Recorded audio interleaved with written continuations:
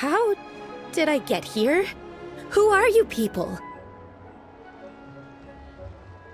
Playing dumb, are we? Save it. We know you attacked those people at Wanmin Restaurant. What? No, I would never. You must be mistaking me for someone else. You don't remember. Of course not. How could I do such a thing? What about the photo you took near Truong Terrace? What photo? What's going on? It's like she lost her memory or something. Well, this complicates things. I'll take her back for questioning and let you know what I find. Take her away. But I didn't do anything! I swear! That's weird. She seems so normal now, but she doesn't remember anything. This is just great. An apprentice falls right into my lap and now she's gone! Don't worry, Gaming. This is a special case. I'm sure you'll find one soon. Unless you're gonna pony up and offer a real solution, Paimon, I don't want to hear it. Gaming? What's up with... I'm done here! I'm gonna go find an apprentice, and I won't take no for an answer! Gaming, wait! Is it just Paimon, or was Gaming acting super weird just now? What? How do you know? Whoa! So you saw the second deadly self? And you think she moved from Lu Xiangxiang to Gaming? Uh-oh. Then we better find him before something bad happens! Let's go!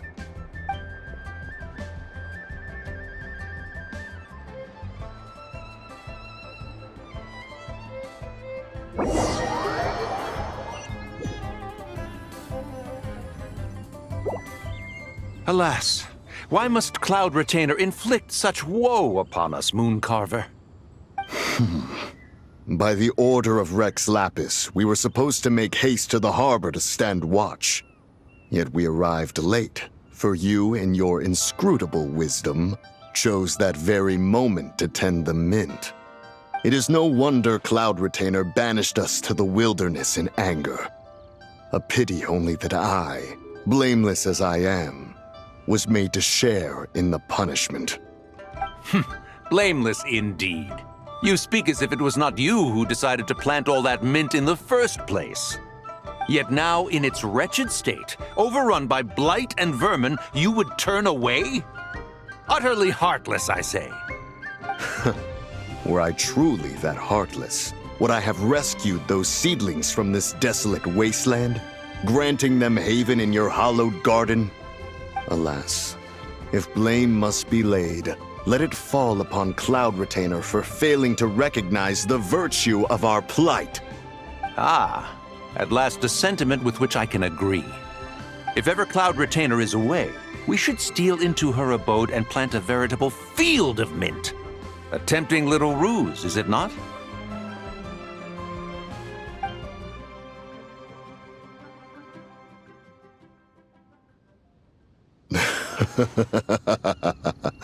Positively ingenious. Please stop chasing us. Just let us go. Get back here! If you keep running, I'll kill you! Please, we don't know anything about wushu dancing. Just leave us alone. What? You think I'm not good enough to teach you? Just agree to be my apprentices, and then we can talk. That child looks somewhat familiar. Ah, it appears to be the wushu dancer from Liyue Harbor. I have seen him perform on occasion. Come, let us take a closer look. Has trouble befallen you, young one? Perhaps we can offer aid. Oh, thank the gods. Please, sir, you have to help us. This guy's trying to force us to become his wushu dancing apprentices, and he won't take no for an answer. Oh, so it is you who require aid, not the other way around.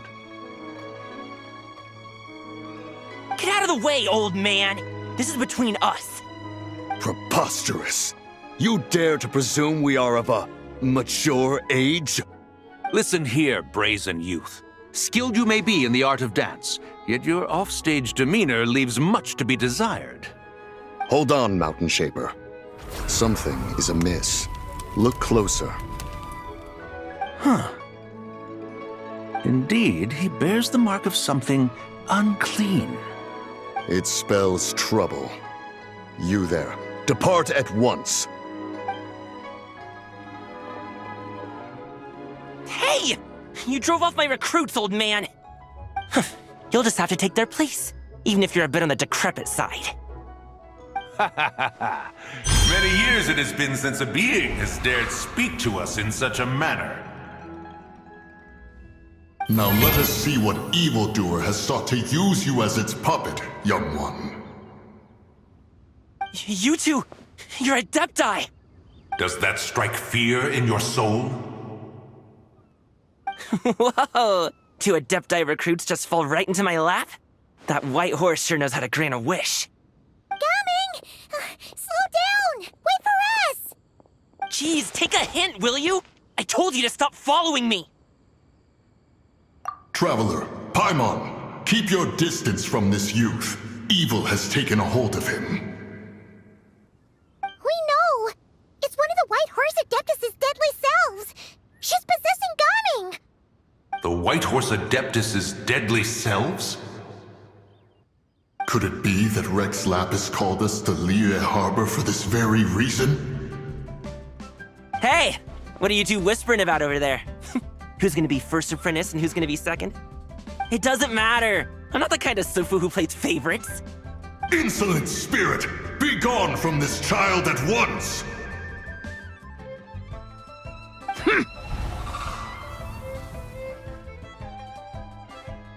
Little mite of a mortal. Getting in my way again, I see.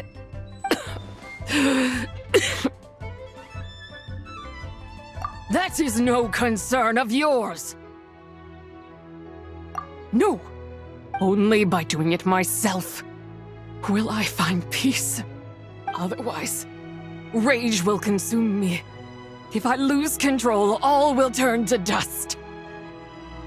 The curse of time. The memories this body holds. Come no closer! This is your final warning. Insolent spirit! Be gone from this child at once! Huh? Traveler and Paimon? And two Adepti? Where are we? Weren't we just making Xiao lanterns in the harbor? Gaming! You're back! Ah! The sun is most scorching. Agitation stirs within me. I require cooling mint to beat this heat. And speaking of, Cloud Retainer has scorned this verdant wonder long enough. It is time for her to feel its wrath. The wrath of mint! Mountain Shaper, where are you going? Oh no! Now Mountain Shaper's acting weird! Oh, you don't think it spread to him, do you?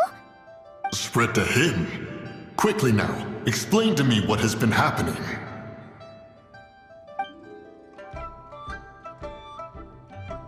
What? Was I really that rude? Jeez, someone get my dad to throw a slipper at me. I'm so... Whoa! You okay, Gaming? He is fine. It is simply exhaustion. But to think Mountain Shaper would succumb to something like this, it is most unexpected. So, what do we do? We can't just leave Gaming like this, but we can't ignore Mountain Shaper either, right? My cultivation level rivals that of Mountain Shaper. Were I to give chase, Zizha would but flee from his form and take refuge in mine. Seek out Streetward Rambler. Cloud Retainer and the Conqueror of Demons should be with her. I shall take this child back to the harbor and join you post-haste. Whoa! What are all the Adepti doing together? Rex Lapis charged us with keeping watch over Liyue Harbor should danger rear its head. I dare say this is the very crisis he anticipated. Come, we must devise a strategy before confronting ZIBAI.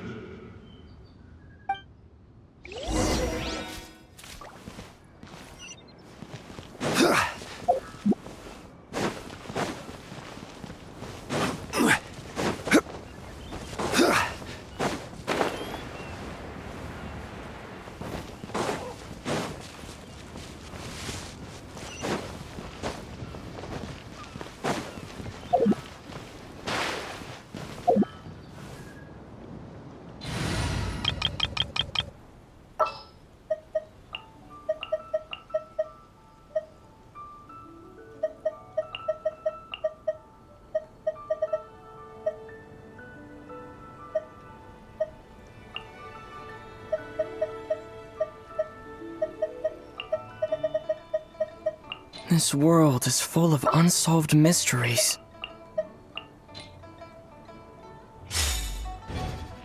Go. Yeah! Skyward! Scatter!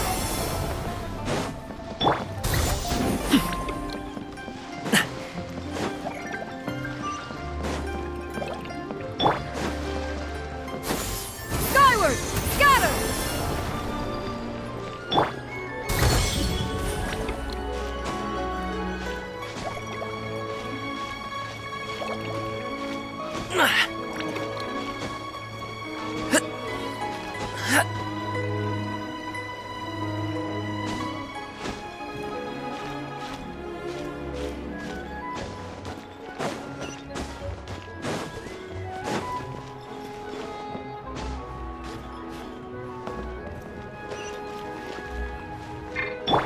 Yeah! Skyward! Scatter!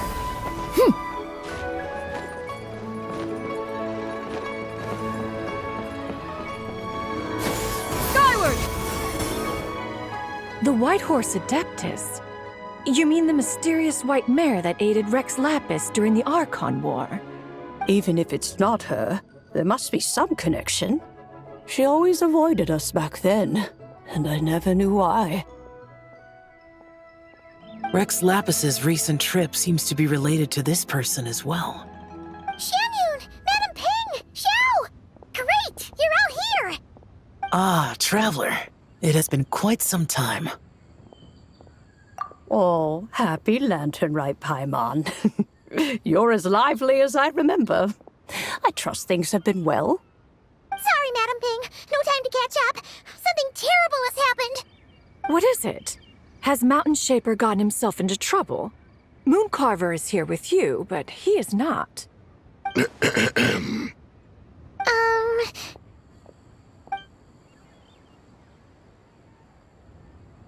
The Wrath of Mint? That old fool dares to utter such nonsense behind one's back.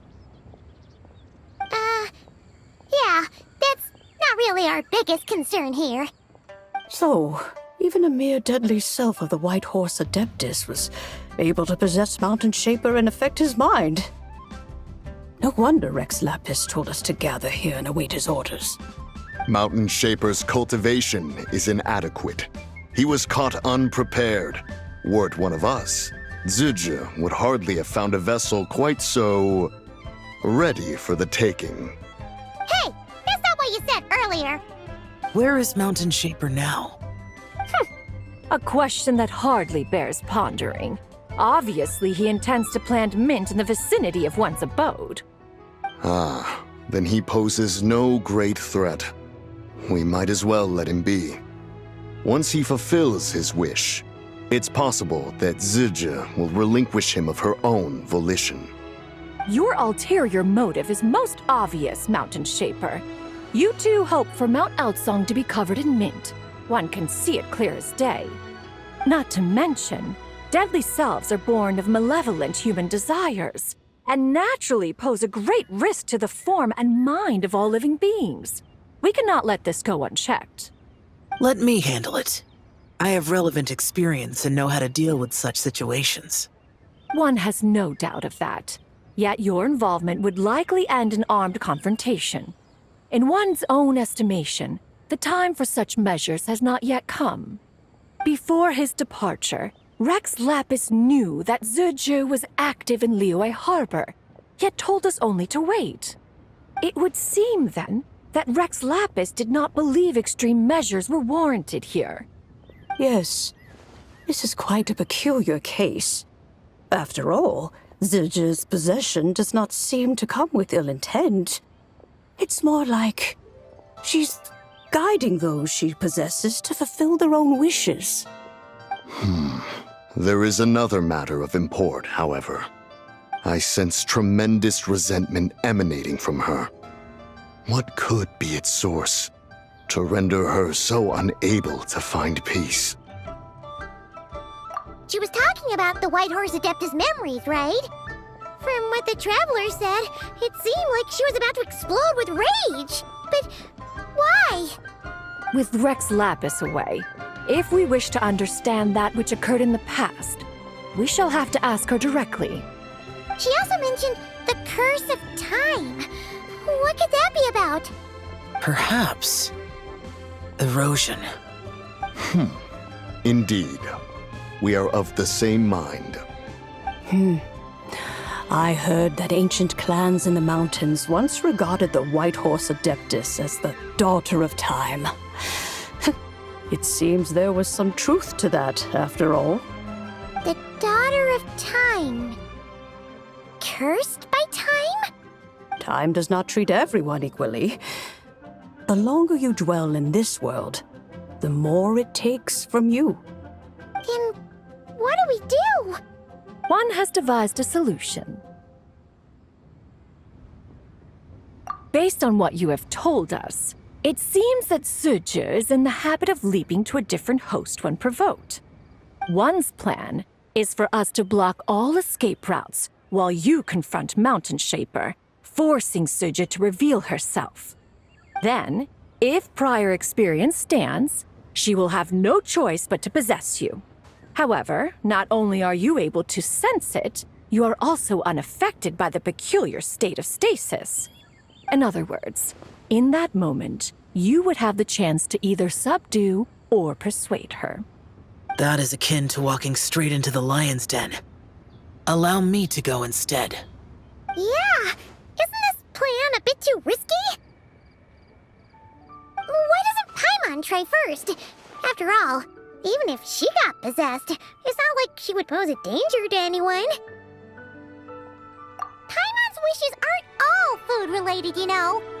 One would not suggest this course of action if one had any such reservation.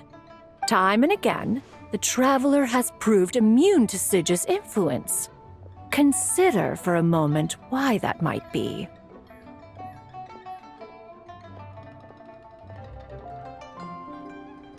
Oh yeah, that's what the first Deadly Self told you, right? Perhaps your time in Nodcry left you with the blessing of the newborn moon goddess, Traveler.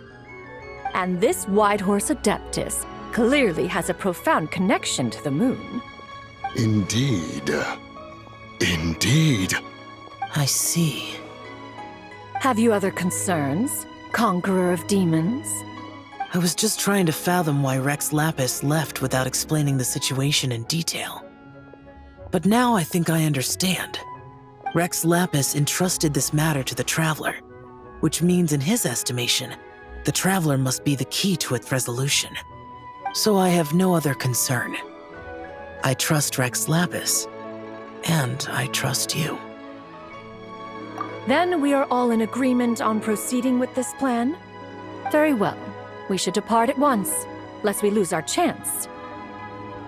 Let us see whether that old fool truly dares to face one's abode with Mint.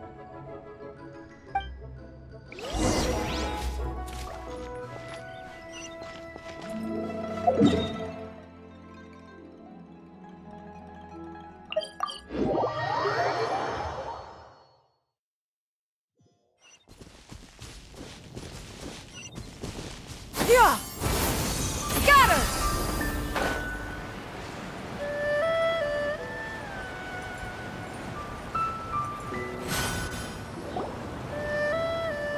1 mint, 2 mint. Let us plant a whole slew of mint.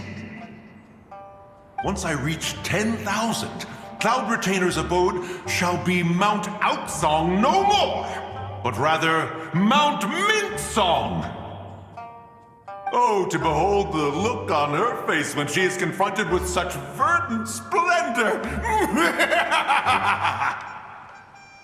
Mountain Shaper, you dare disturb the tranquility of one's abode. Do not take personal offense, Cloud Retainer. He is not in control of his faculties. Exactly. Let it go this once. Zidja is the one driving him to do this. Huh? But Zidja just helps people fulfill their own wishes and desires. Not now, Paimon. Oops. Sorry, Mountain Shaper. Paimon might have just thrown you under the bus. When he wakes up, we shall have words. Everyone, to your positions.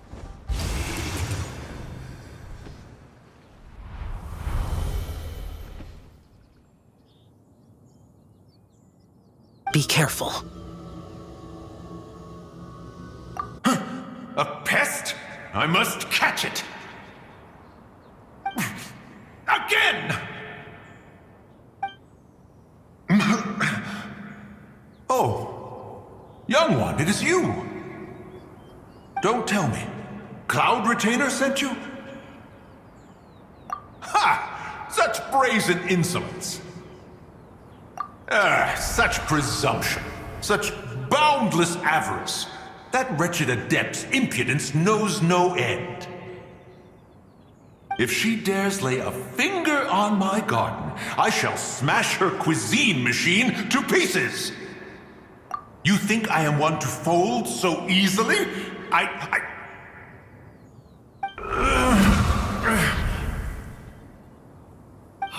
Insolent mortal! Time and again, you interfere in that which is beyond you. You make it exceedingly difficult to contain my rage. You have no conception of that which you seek. It is forbidden! You know nothing of my past. My warning was given. The cost entwined with this is beyond what you can bear. Stubborn mortal! You... Very well. If death is what you seek, who am I not to oblige? Come, let us see the extent of your resolve. Your wish is to behold the curse of time and the memories of this form? Then, let it be granted.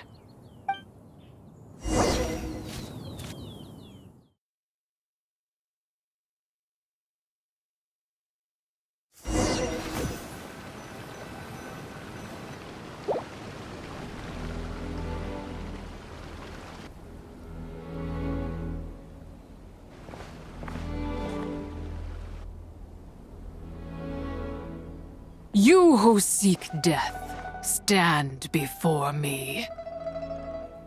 My prison. I was merely a trace of impure energy within ZIBAI's immortal body. When her soul was shattered, it should have been the end of me. But then, the one who governs time descended from on high and froze the moment of her death. And so, I remain in this world, unable to find release. A mortal who knows of her existence and would dare to speak her name. Who are you? Help. No, there is nothing we can do for each other. Her power, the one who governs time. It has surrounded me ever since. A blessing and a prison, all at once. No, I have been asleep in this prison for countless years, until a familiar presence woke me. Then, through that mortal girl's eyes, I saw it. as pure and bright as ever, unchanged across the millennia. It was the moon. That place is called Chewang Terrace. Did later generations rebuild the altar in a new location? It looks just like the one used to honor ZIBAI. Could it be that traces of what happened back then still remain in this world? That memory is embedded deep within the essence of ZIBAI's soul. It is one that should have been forgotten. Yet, it is precisely that which haunts my every waking moment, fuels my rage, and denies me a modicum of peace. Now you, a mere mortal, come to seek that which is forbidden. So, let us see whether the fire that fuels your ambition is a hero's wisdom or a fool's courage. I shall relinquish control over this body's curse and let it devour everything within sight. Run as fast as you can, lest this prison become your grave. Look, it draws near. The river of time, come to sweep all into oblivion.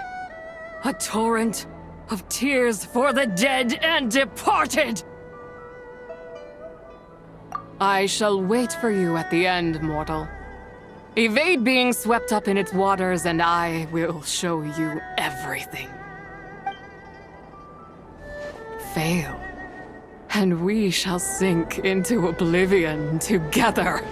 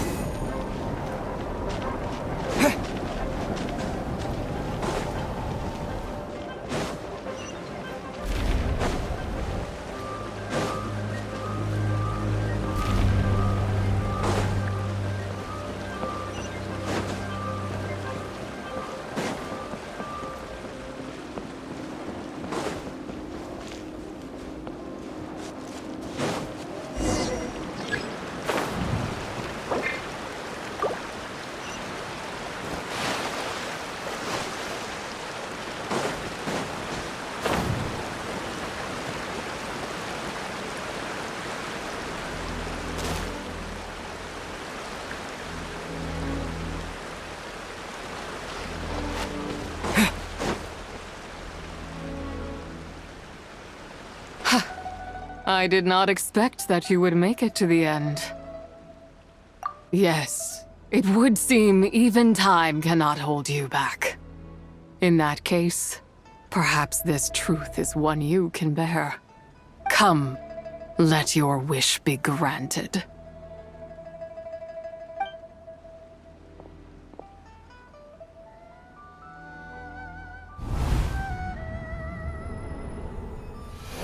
Under moon eternal, in radiant night, a maiden grants silk, soft and light. Under moon iridescent, in night divine, a maiden grants fiber for cloth so fine. Under moon of frost, in night so great, a maiden grants tools to divine our fate. What are Mom and Dad doing? Shh, just make a wish. The kind Adeptus on the moon is listening.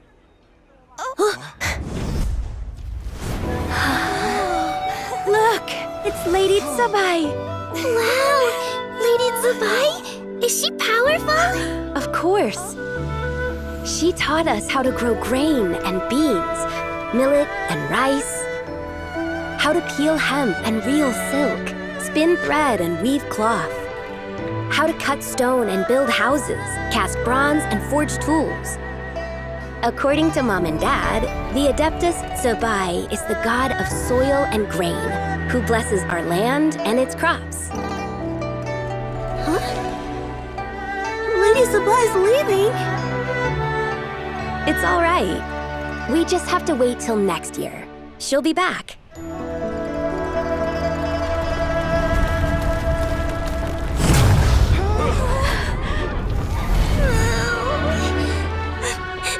Mom and Dad are gone. Why hasn't Lady ZIBAI returned? She'll come. We just have to believe. What is that?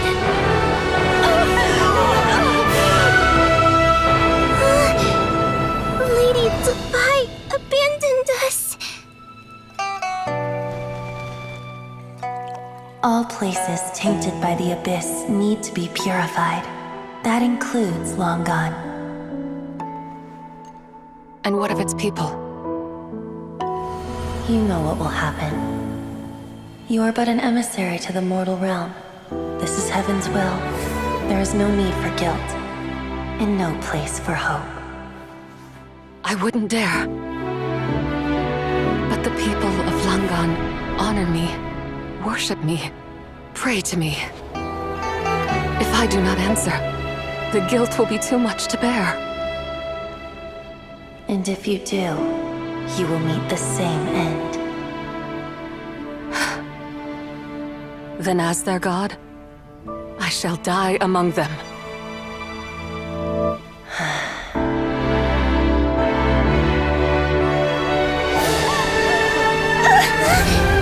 Look!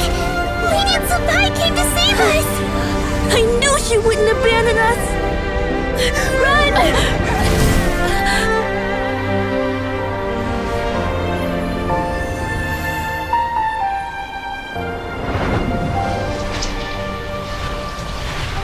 You have done enough.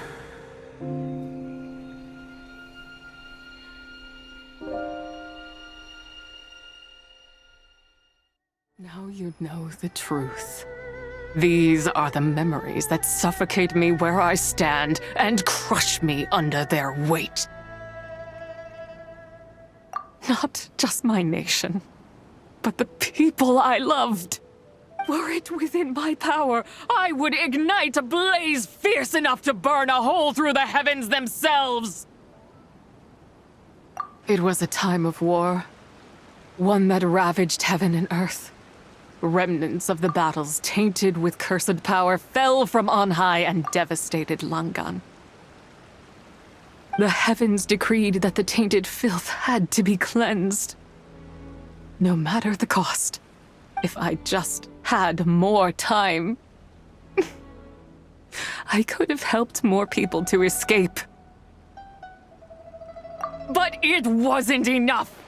I just needed a bit more, and they all could have survived.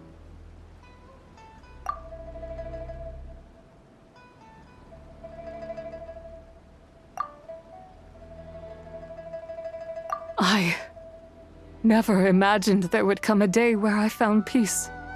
So long this rage has been within me. Yet here in this moment, it has stilled at last. Thank you. If you wish to bring ZIBAI back to life, mortal, then you may take the part of her soul that lives in me. Just remember, from this moment onward, the fate of Langan's fallen rests on your shoulders, and that cannot now be changed.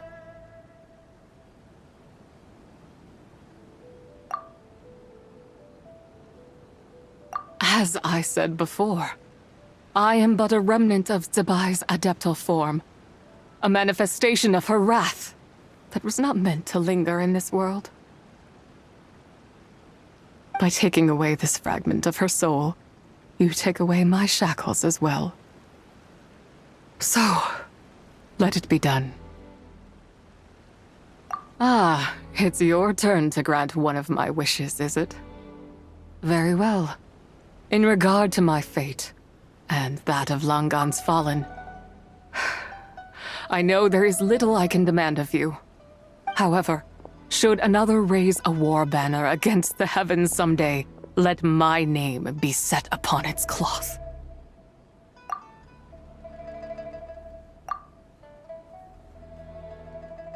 I ask for this, and nothing more. Now, take what you came for. I was a lone moon, shrouded and dimmed in cloud-veiled night. Now darkness breaks, free and unburdened. I reclaim my light.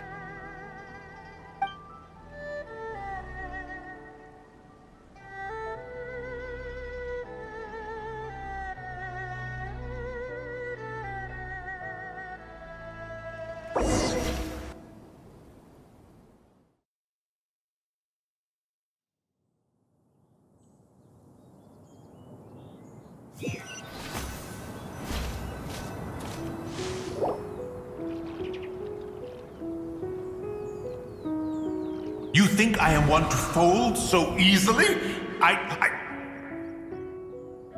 Ah, young one. What brings you here? My, what exquisite mint seedlings. Was it you who planted them? I had not taken you for one so versed in the horticultural arts. I must insist that you visit Mount Hulao. There is much we could learn from one another. Ah, but this is Cloud Retainer's abode. She does not appreciate the verdant wonder that is mint. We should leave at once. If she sees us here, there is little I can do to protect you. You weren't?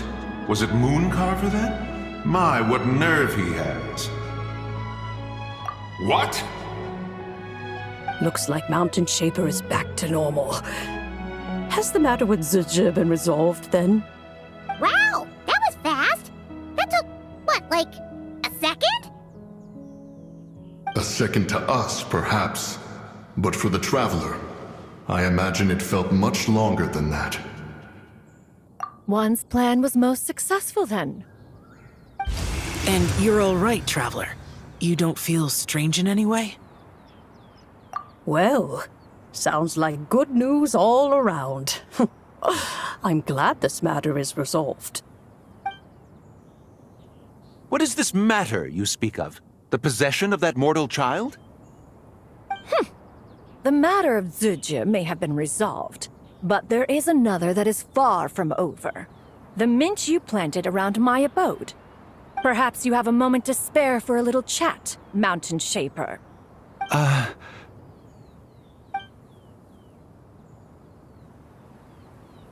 You seem reluctant to talk in detail about what happened with ZIBAI.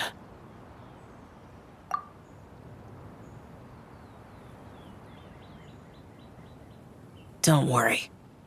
I won't ask you to reveal her secrets to me. And I doubt the other Adepti will either. Huh? You don't want to know what happened? The expression on your face. I know it well, Traveler. It's one I've seen Rex Lapis wear on many occasions. Whatever you learned, it must be too heavy to share. But you're okay, right, Traveler? That deadly self didn't hurt you, did she? Well, as long as you're not hurt, Paimon doesn't need to know anything else. Even so, I hope you feel like you can entrust me with it. If I learned anything from our time together, it's that one should not have to shoulder such a weight alone. Not to mention that certain knowledge brings danger in its wake. I would never want you to feel forced to be the sole keeper of such secrets. Yeah, kind of like how one person can't finish a whole slime, you know? Better to grab a bunch of friends and eat it all together. Exactly! Wait, no! Paimon's just saying we've got loads of friends who'll be more than willing to lend an ear.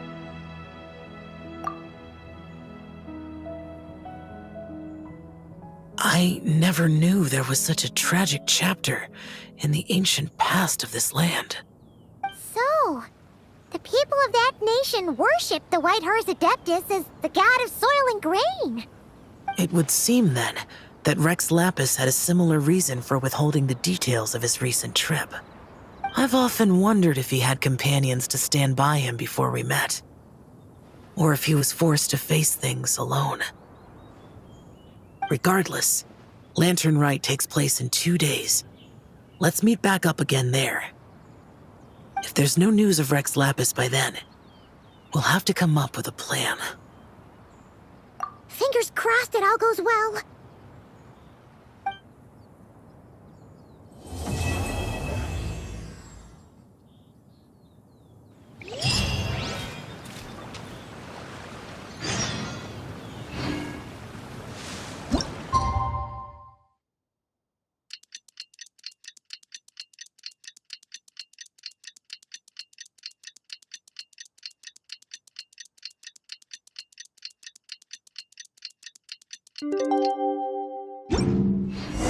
It's time to meet back up with Xiao. Let's head to Mount Outsong.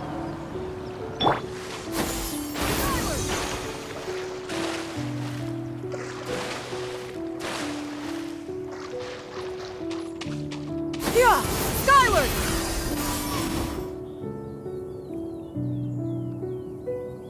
Xiao! Cloud Retainer! Mana Ping! We're here! Any news on Zhongli? Wait, are we missing 2 Adepti? Well, Shenyun banned Mountain Shaper from Mount Outsong for 3 days. Oh, and what about Mooncarver? The scheme to plant mint in one's abode was one those 2 fools devised together? And when it comes to punishment, one does not discriminate. His banishment ends in 3 days as well. Wow, that's pretty harsh, Cloud Retainer. Let's get down to business. We have news of Rex Lapis. Huh? Isn't that... Yes, Rex Lapis's geopillar. It descended from on high this morning. He must have sent it for a reason, but it does not respond to our touch. So, what does it mean? Is he in trouble? Not necessarily. It could be a message only a specific person is meant to receive. Traveler, you alone spoke to Rex Lapis before he left. Oh, so it must be for the Traveler. Give it a try.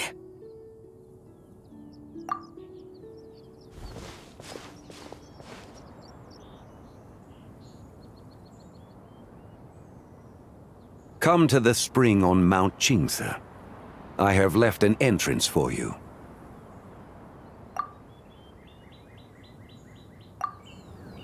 Well? Just as one surmised, it seems that Rex Lapis will not countenance our involvement in this matter. That would not surprise me in the slightest. He's always had a soft spot for the Traveler, after all. But be that as it may, we have served Rex Lapis for millennia now. In other words, I'm sure this has nothing to do with favoritism. He's probably just trying to protect us. That's right. So you mustn't let your guard down, even if Rex Lapis is by your side. All right, let's get going. We'll try not to keep you all waiting.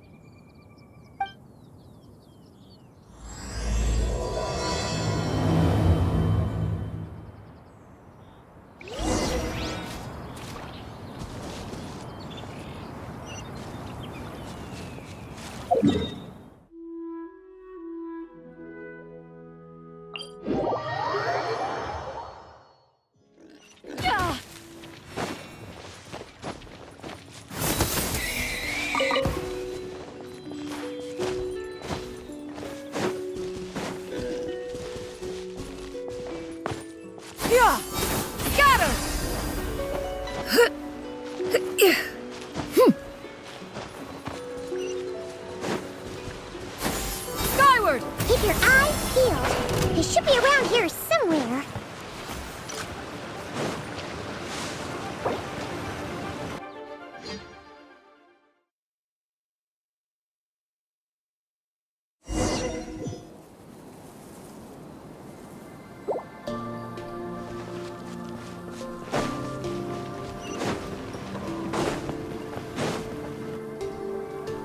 could have imagined that the once mighty Geo Archon might end up so, sitting on a humble stool in the woods, quietly weaving moon lanterns?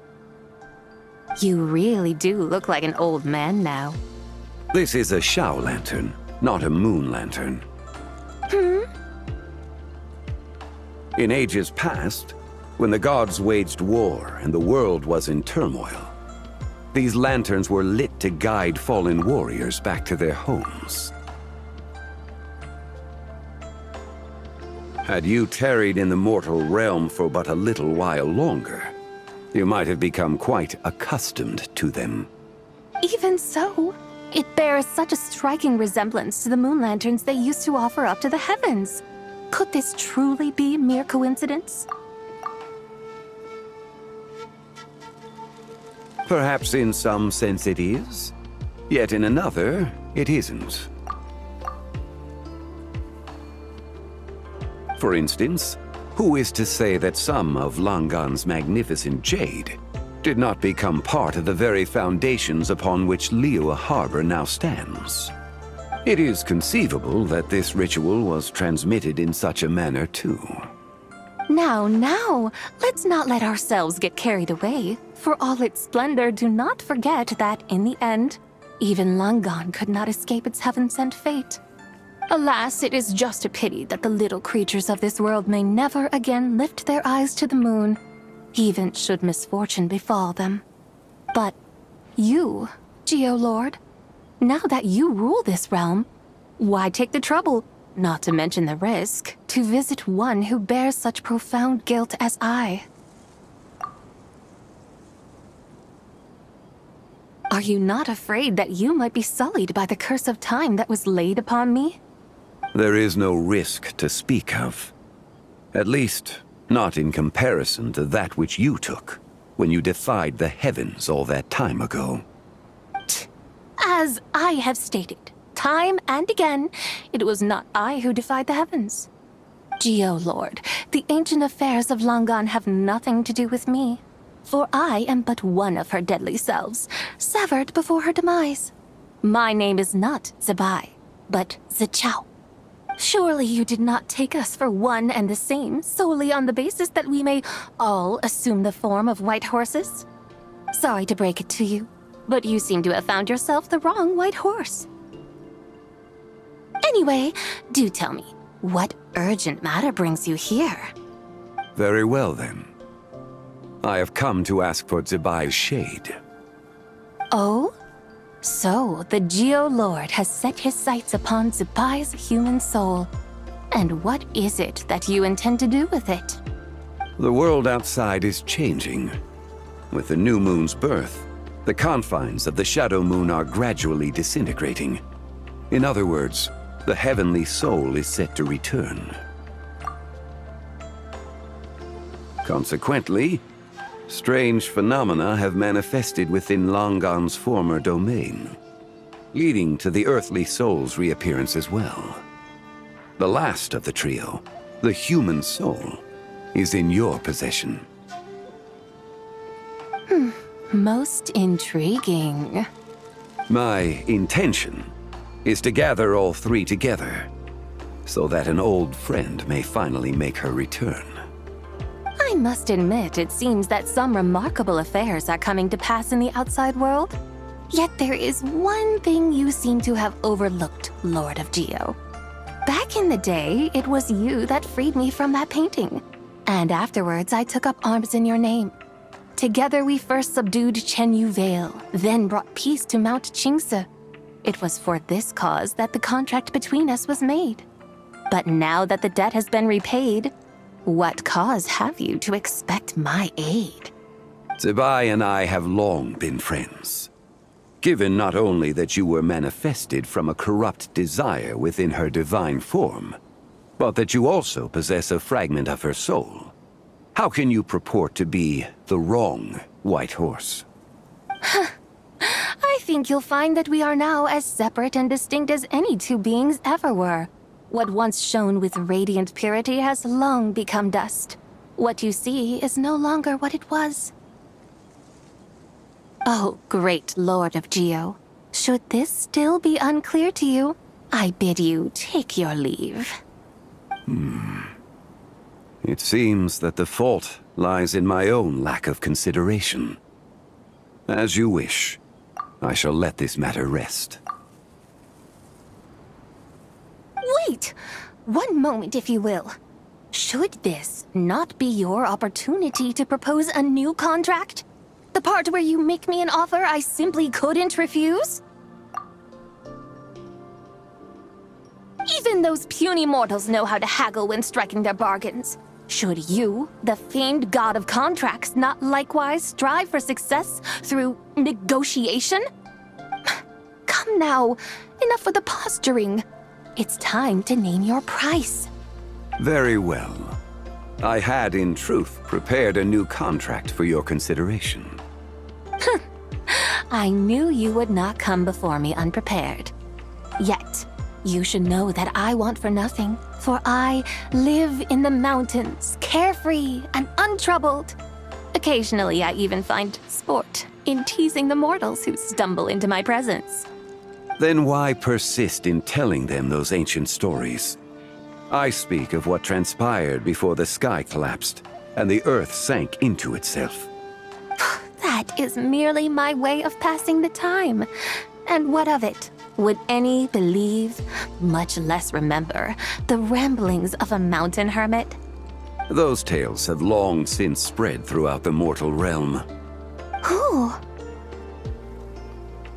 Should my words prove insufficient, I invite you to see the world for yourself. To this end, I have found you a pair of trusty guides. The Lantern Rite is presently underway in Liyue, and should prove quite intriguing for you. So this, then, is the contract you have prepared for me? Indeed it is. Think of it as a contract for a one-day festive excursion. Surely you do not hope to offer this in exchange for ZIBAI's shade. The foundation of my very existence for a little excursion seems a little steep, wouldn't you say?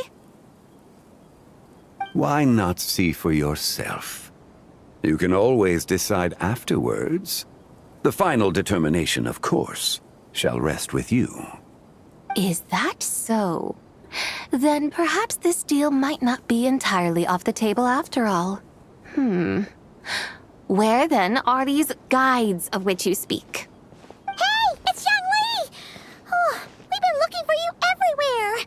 We thought you might have gone missing. You're here. So these are my guides. Well, well.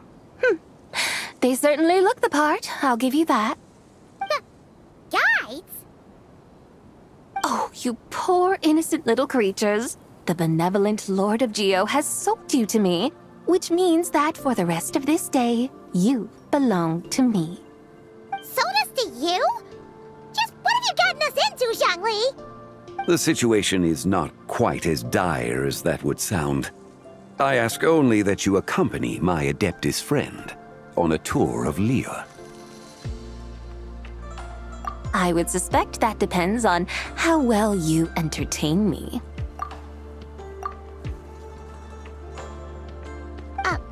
Entertain you?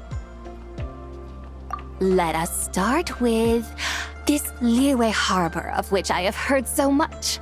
Nowhere is quite so fascinating as a place teeming with little mortals. How come this Adeptus sounds so different from what Paimon imagined? Okay, we'll take care of it. Get ready to find out why they call Paimon the best travel guide in all of Tibet.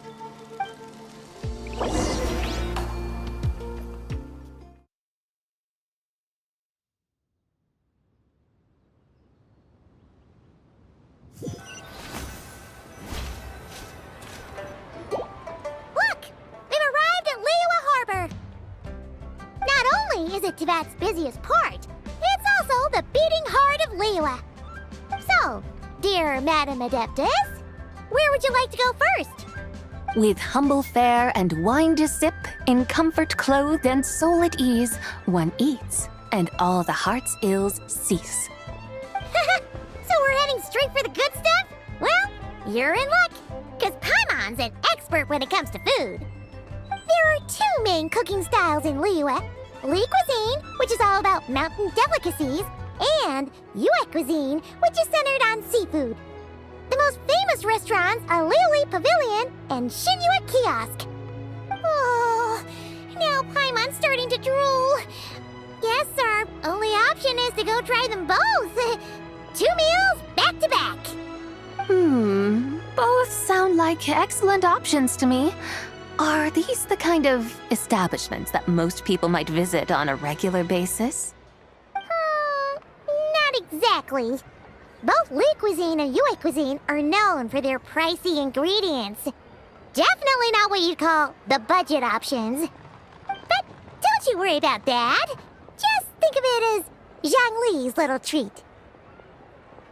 Come on! Aren't you supposed to be pals with Hu Tao? I'm unsure we can afford to spend a little more of her mora at least. Hey! All Paimon wants is to provide our Adeptus with the best possible experience here. Don't you want that too? Both certainly sound like worthy choices. Just now, though, I happened to see a porter pass this way. Where might individuals like him go to eat? A hungry porter, huh? Oh! Paimon knows just the place! Yep. Nothing fancy schmancy there. Just tasty dishes made with simple ingredients in a variety of different styles. Most importantly, it's great value for money, too. No wonder everyone loves it, huh? Oh, and the owner happens to be a good friend of ours, too. One mean restaurant. Yes, even the name itself feels lively and down to earth. All right, let's make it our first stop. Yippee! That's a great choice, too. Alrighty, let's head over there right away. Paimon can't wait to dig in. Wamin Restaurant, here we come.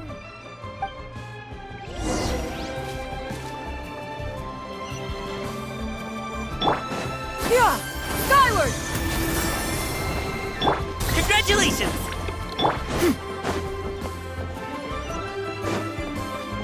Yeah, scatter!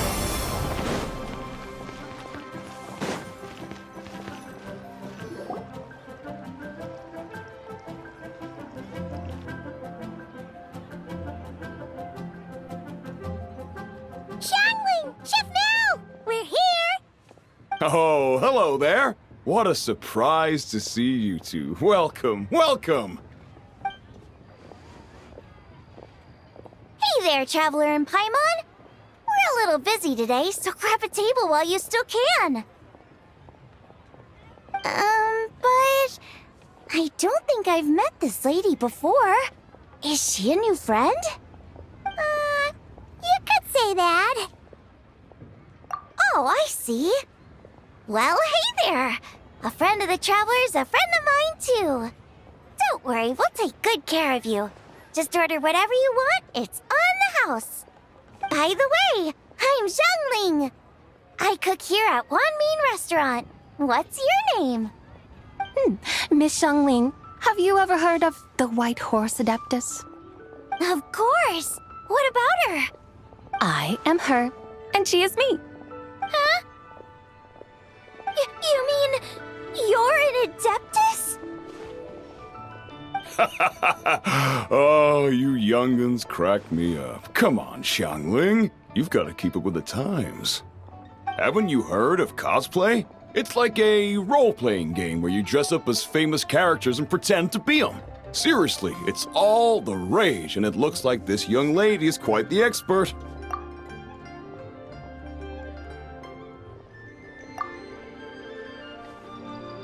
Your friends sure keep their fingers on the pulse, huh, Traveler? Wow, Dad. Didn't know you were so tuned in.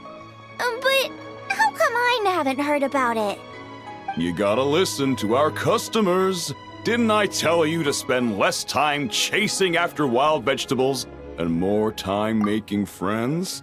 You're even more out of touch than I am. Hey, I like making friends too. Isn't that what I'm doing right now? Anyway, Even if it is just a costume, is it alright if I still call you White Horse Adeptus? Of course it's all right, because that's exactly who I am. Okay. I can see you're really committed to the role. How about I call you the real White Horse Adeptus instead?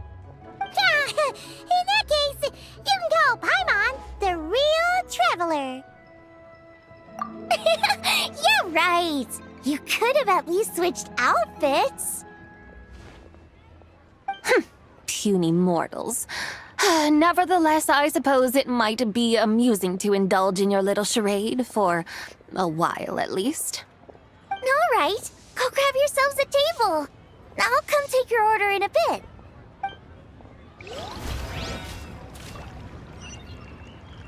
Yeah, skyward!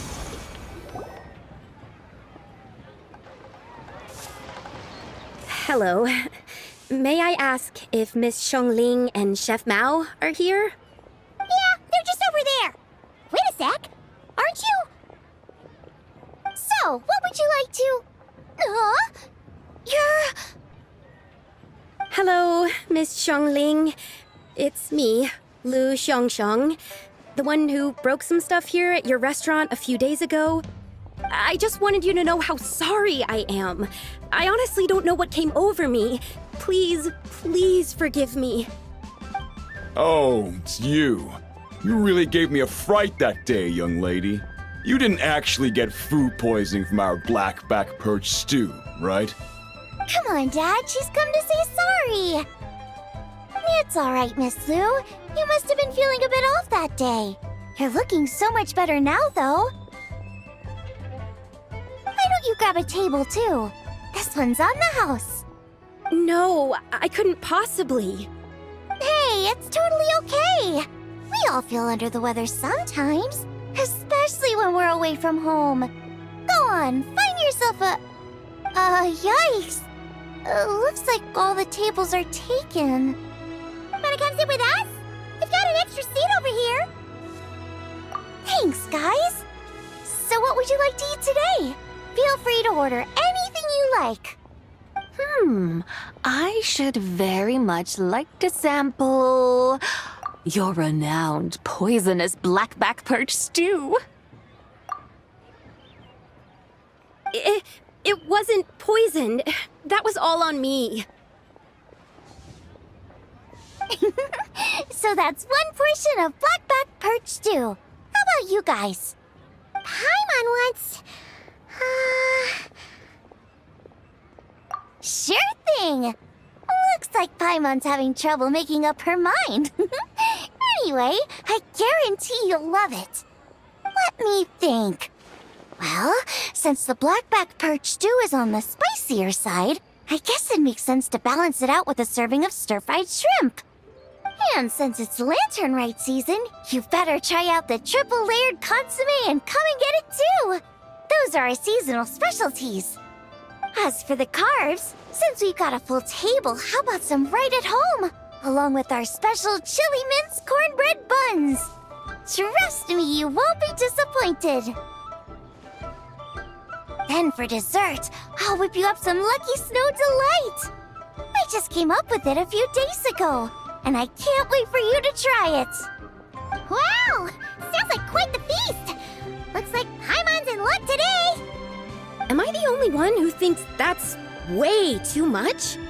Not at all. Don't worry, I know what I'm doing. And to top it all off, our star dish, Adeptus Temptation. You should know that we don't often serve this here at Wanmin Restaurant. But since this is my first time cooking for the White Horse Adeptus, I'm pulling out all the stops. Okie dokie, just sit back and relax. I'll have your dishes out in no time. Hold on. Did I just hear Miss Xiongling mention the White Horse Adeptus? You did indeed. And you're looking right at her.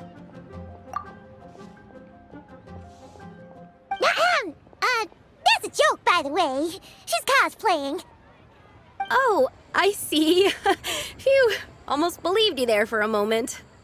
Tell me, little one, What business might you have with the White Horse Adeptus? It's a long story. Basically, a while back, I took part in an archaeological dig over at the chasm. While we were there, we discovered a number of relics. Our findings show that they date back to the era of Long Gone, an ancient nation whose people are said to have been the ancestors of some of the modern-day inhabitants of Chenyu Vale. And why might such matters concern the White Horse Adeptus? Because some of those relics not only seem to contain textual references to her, but even depictions of what she looked like. There have long been legends claiming that the White Horse Adeptus was a deity of that era, but there are plenty of other theories out there too. If I could just locate some more detailed records, I'm sure we'd be able to find out so much more. So you're into history? Well, to tell you the truth, I actually joined the archaeological team by sheer accident. But once I'd started down this path, I knew that I wanted to make something of myself. Recently, though, things seem to have taken a turn for the worse. Still can't believe I caused such a mess and even ended up hurting someone.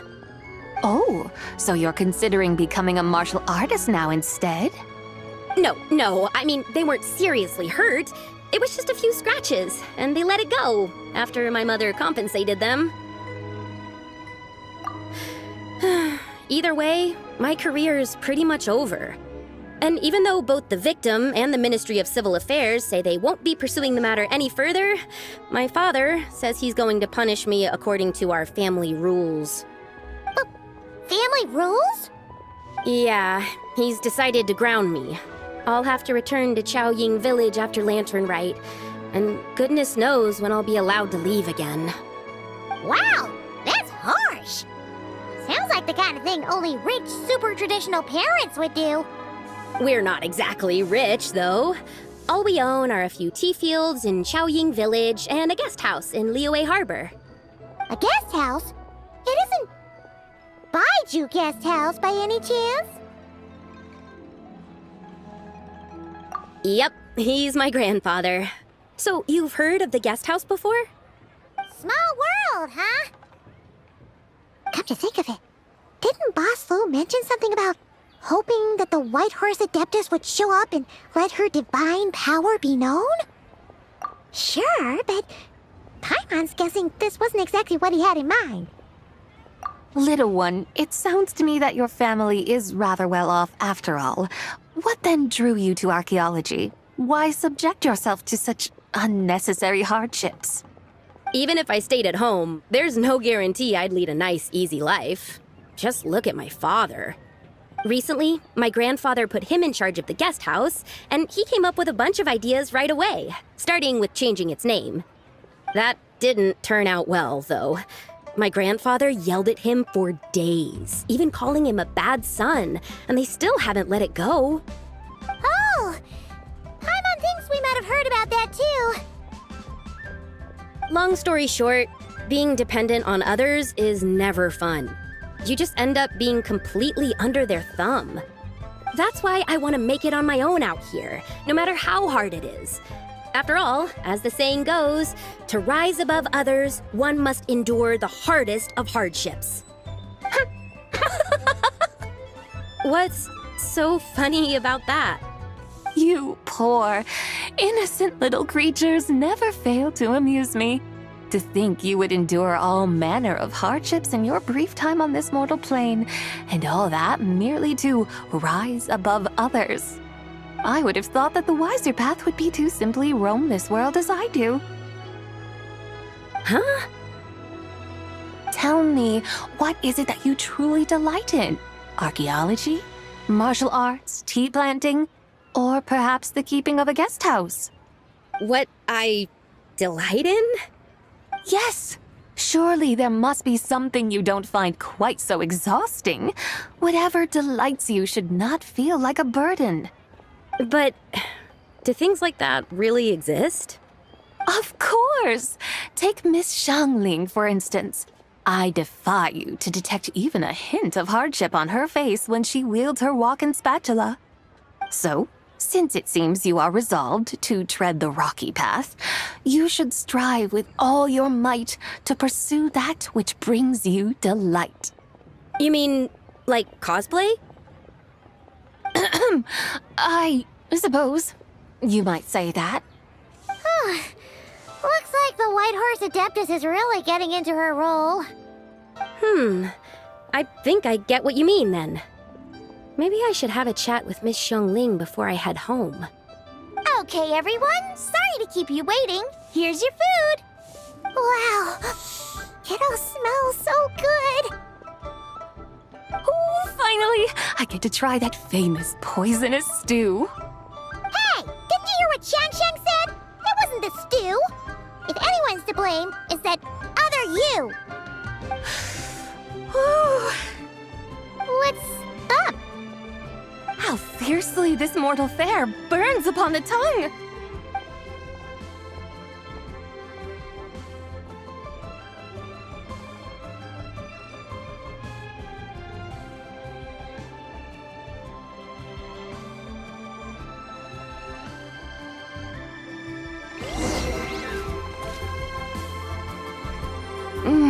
Most satisfying as poisonous stews go.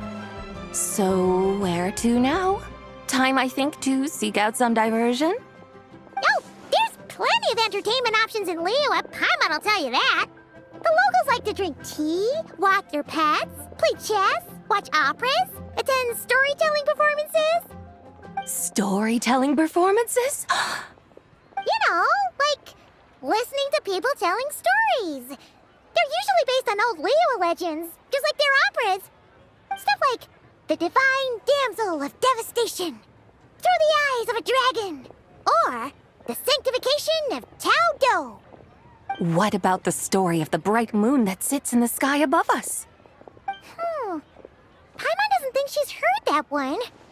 Still, the moon does come up quite a lot. It's even in the name itself. The Yue in Liyue actually means moon. Since we're on the subject, you like telling stories yourself, right? Why don't we go check it out? In that case, I'll have to trouble the two of you to lead the way. Awesome! Let's go! Third round knockout, here we come!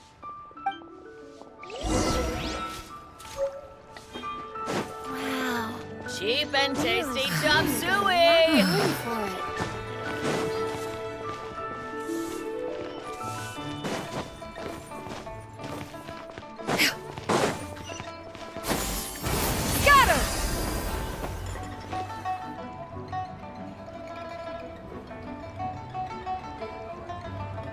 What a tongue twister! I'd have made a complete fool of myself if I tried to say it on stage without practicing it first. Huh! Call yourself Iron Tongue, Tien. Wobbly Tongue, Tien, more like.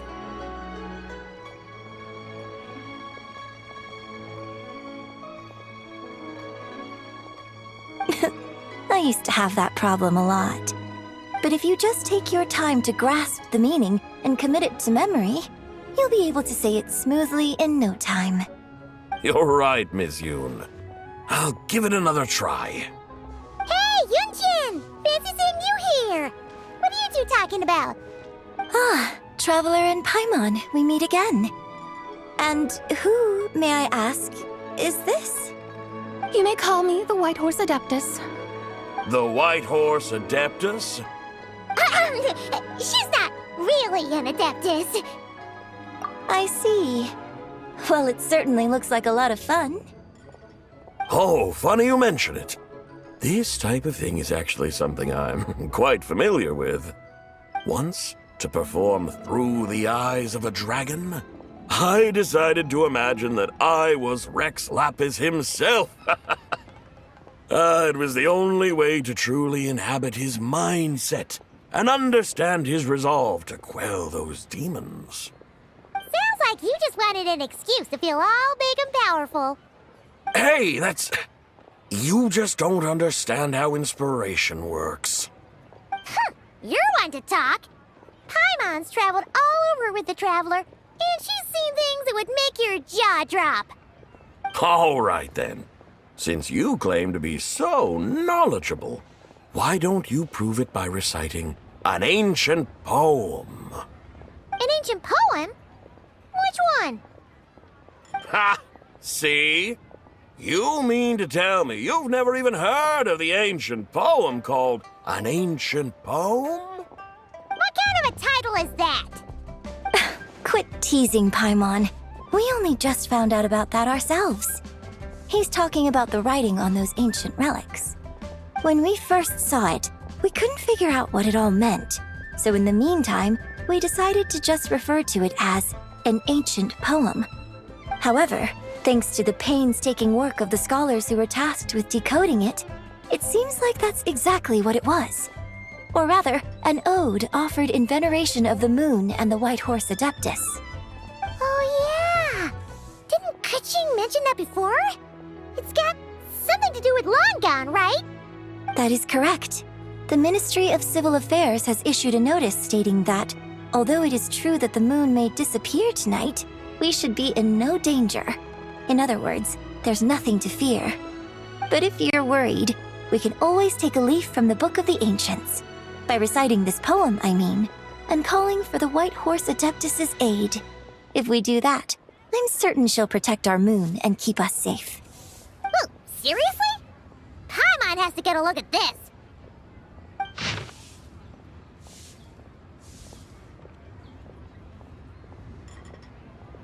Under moon eternal, in radiant night, a maiden grants silk, soft and light? What in Tibet's that supposed to mean? Under moon iridescent, in night divine, blah blah blah, something cloth so fine. Something about fields being plowed, something else about seeds being sown from the earth. Seriously? What is this? The fields are plowed, the seeds are sown, and from the earth, life is grown. Whoa! You did that without even looking! Bravo! Bravo! We have an expert in our midst. Looks like this young lady really does know her role inside out. If I didn't know any better, I'd have taken her for the real deal. That's because I am the real deal. That's the spirit. This is exactly the kind of mindset I was talking about. Behold, mortals, I am none other than the indomitable Rex Lapis himself. Kneel before my godly splendor.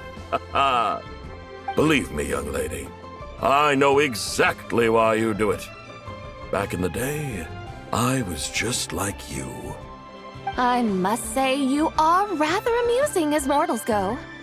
Miss White Horse Adeptus, it is a great pleasure to make your acquaintance today. I have some questions regarding the poem, and I was wondering, perhaps, if you might be able to shed some light on it? You want me to explain the full meaning of its verses? Your guidance would be much appreciated. Fascinating. Tell me, do all the people of Liyue still express such reverence for the ancient ways? Well, it's true that we hold a deep fondness for our history, but it is hardly our only pursuit. One of my good friends, for instance, is even more devoted to the modern Fontanian art of rock and roll. Exactly! And don't forget, great practitioners of the role-playing arts walk among us too. People like me and you, young lady. Yes. So rather than placing too much emphasis on our reverence for the ancient ways, it might be better to say that here in Liyue, 100 passions bloom, each with a voice of its own. I see. Then, I suppose it wouldn't do any harm for me to enlighten you. In truth, it is but a simple poem of blessings. Its meaning is this. As the eternal moon rises in the night sky, a maiden adorned with lustrous jade descends upon the earth. She blesses the kudzu vines and mulberry leaves, so that they may be used to make coarse cloth that is nevertheless soft, light, and comfortable to wear. As the iridescent moon rises in the night sky, a maiden adorned with lustrous jade descends upon the earth. She blesses the kudzu vines and hemp so that they may be used to make fine, luxurious cloth. As the frost moon rises in the night sky, a maiden adorned with lustrous jade descends upon the earth. She blesses the mugwort and artemisia so that they may be perfect for divination. So she really did come down from the moon? She shows the people how to use the plow and spade to purge the land of weeds, till the soil, and heap up the earth to make it fertile. Then with the hoe, she teaches them to sow their grain, bestowing the promise of life upon every seed. She blesses the millet and the beans, ensuring that their stalks and vines stretch forth without end. She graces the wheat and the rice, so that their heavy heads are filled with plump, glistening grain. Sounds like she's a real pro at all this farming stuff. The fruits of the field are harvested and brewed into sacred wine for honored guests. This we reverently present to the divine maiden, with every ceremonial step flawlessly observed, so that she may witness the depth of our piety and respect. Oh, divine maiden, how can your graceful presence in the sky not seem like that of a fairy descending from the heavens? Oh, divine maiden, how does your pure and radiant form not resemble the guardian spirit of our land? I send my heart's desire, ascending to the heavens, beseeching you to grant us good fortune and blessings in the coming year. Huh? So, that's what it's supposed to mean?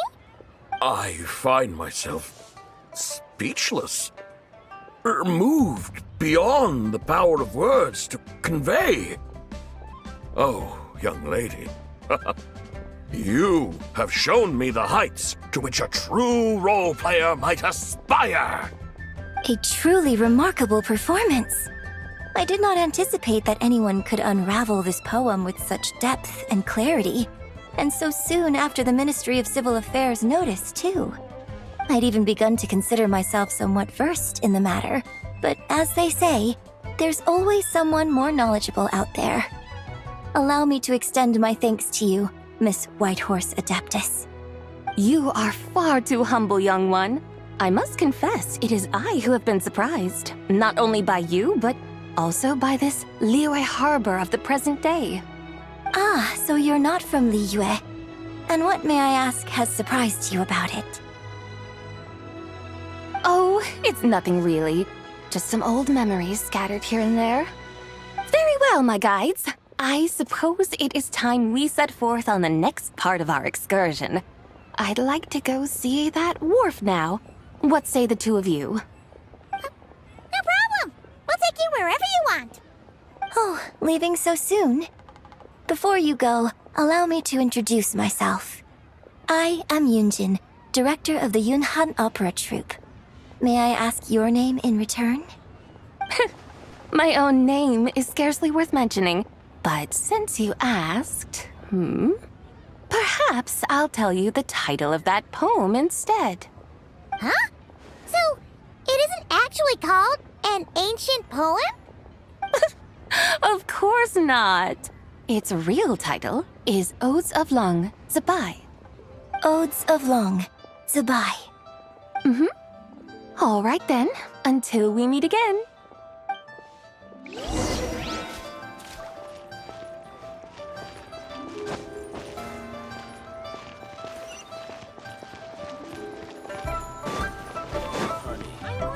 Yeah! Skyward! Scatter!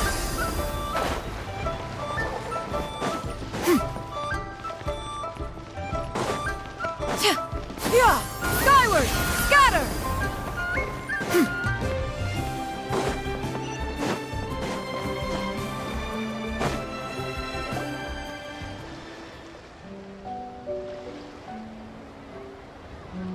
Hey, Ganyu! I almost forgot to mention. On my recent trip to Notcry, I came across something really fascinating in the Frost Moon Scion's library. I found records in their collection of another divine envoy living on the moon. A divine envoy on the moon? You don't think it could have been referring to the White Horse Adeptus too, do you? No way to say for sure, Still, the similarities between our legends are intriguing, to say the least. Isn't it amazing? Especially when you consider how far apart we are. It truly is. We might live in different lands, but when we look up at the night sky, we all see the same moon and stars. Right? It's like we're all bound together, no matter where we are. When you think of it like that, it's almost as if our friends from other nations will be right here celebrating with us. Isn't that a wonderful thought? No wonder you were so excited to go see the giant lantern when you first got back. Sounds like you're a real fan of the White Horse Adeptus, huh?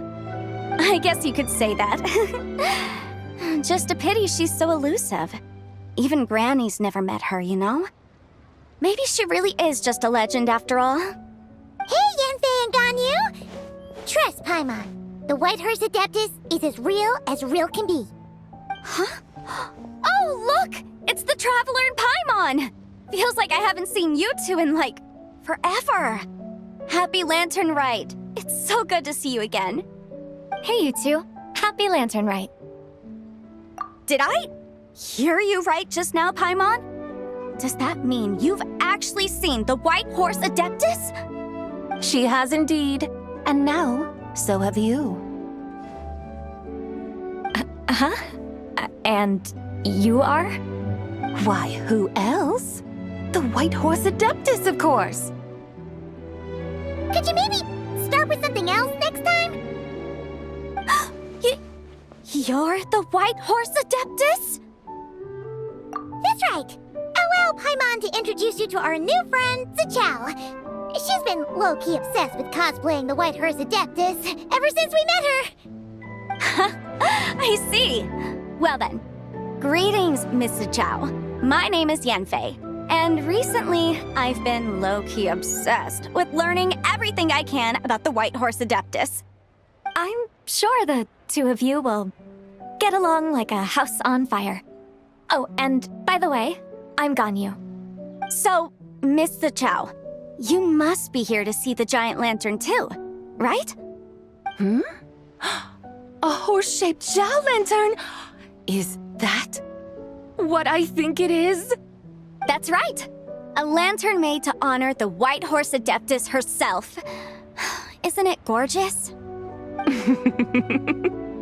Huh? What are you laughing at? Both the lantern and myself. What do you mean? Well, this lantern truly is an artistic masterpiece. But tell me this, have any of you ever seen a horse before? Come to think of it, Paimon can't remember ever actually seeing one herself. What about you, Traveler? This horse appears to be mid-trot, but it has adopted what is called a lateral gait, where the legs on one side of the body move together in unison. A rather rare sight indeed. Just now, I suddenly pictured myself, I mean, the White Horse Adeptus running the same way. The image was so absurd, I could barely contain my mirth. Oh, really? I never knew that. You learn something every day, huh? Oh, come on! It's basically a giant piece of fan art! Who cares if it's different than the original? I was merely laughing at my own ignorance. I came here thinking that the White Horse Adeptus's tale had been long forgotten. Yet here I am, gazing upon a lantern made in her honor. Well, you couldn't have been more mistaken. There are so many tales about the White Horse Adeptus, I'm starting to lose count. Just off the top of my head... Just so you know, Yanfei, we've heard it all like a million times before. Uh-huh. But there's one thing I can guarantee that you haven't. Huh? You mean like a new chapter of her stories come to light? Mm-hmm. And I heard it from Ganyu just yesterday. Hey, why don't you share it with the others? Sure, no problem. Where to begin? Do you guys still remember what Liyue's Moon Chase Festival is about? Of course! It's a festival held in honor of the Stove God. That's right. But it took a really long time for the Stove God Festival to become what it is today. In its earliest form, it was actually an adeptal ritual known as the Moonchase Rite. Paimon remembers Madame Ping mentioning that before, but she never explained exactly what it was. According to Cloud Retainer, the Moonchase Rite was originally a ritual meant for communicating with the moon. Communicating with the moon? But for what purpose? At first, Cloud Retainer wasn't entirely sure either, as it was always Rex Lapis who performed the ritual. Whoa! Rex Lapis did it himself? Must have been a really important ritual. That's right. Unfortunately, despite numerous attempts, they never actually received any response from the moon, which is why they eventually stopped performing it. But then, just yesterday, Kutching took a picture of the moon being obscured by a dark hole to Cloud Retainer and asked if it had anything to do with the Moonchase Rite. The moment Cloud Retainer saw it, it suddenly dawned on her that the rite might have been an attempt to reach the White Horse Adeptus all along. Does that mean Zhang Li's been trying to bring back the White Horse Adeptus all this time? So how about that? Bet you never thought there might even be a link between the White Horse Adeptus and the Moonchase Festival.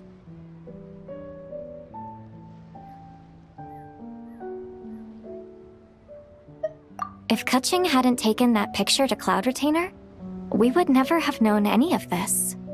This is probably what Kutching was referring to that day when she mentioned there were some ideas she wanted to follow up on. So, Geo Archon. All this time, you've been striving to awaken her. Huh? What do you mean, awaken? Nothing. What I truly meant to say was, this new insight you've provided has been truly eye-opening. Oh, by the way, my trusty guides, I've been meaning to ask, where in Liyue Harbor might one enjoy an expansive scenic view? Huh? We're off to the next stop already? But Paimon's barely done digesting that lore bomb just now.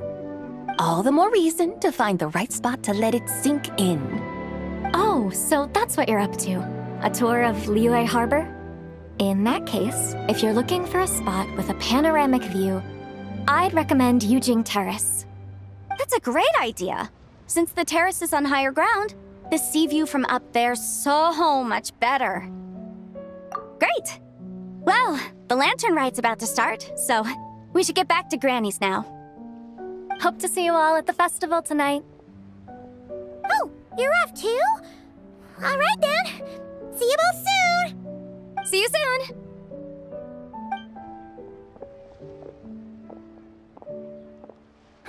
Very well, my guides.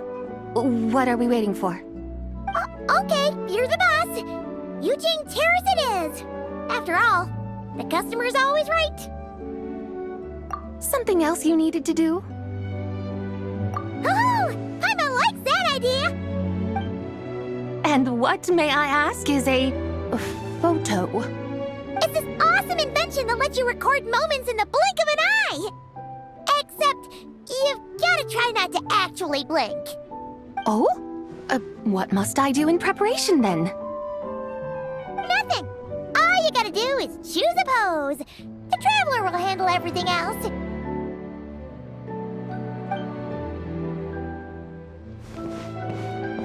Come on, let's give it a try. Look! We got a great picture! Paimon's gonna call it The White Horse Adeptus Meets the White Horse Adeptus in Liyue Harbor. Huh. They've even discovered a way to preserve moments in time. Now I truly am curious to witness what else these mortals might accomplish. Very well, let us proceed. Yujing Terrace lies in that direction, does it not? Hey, wait for us!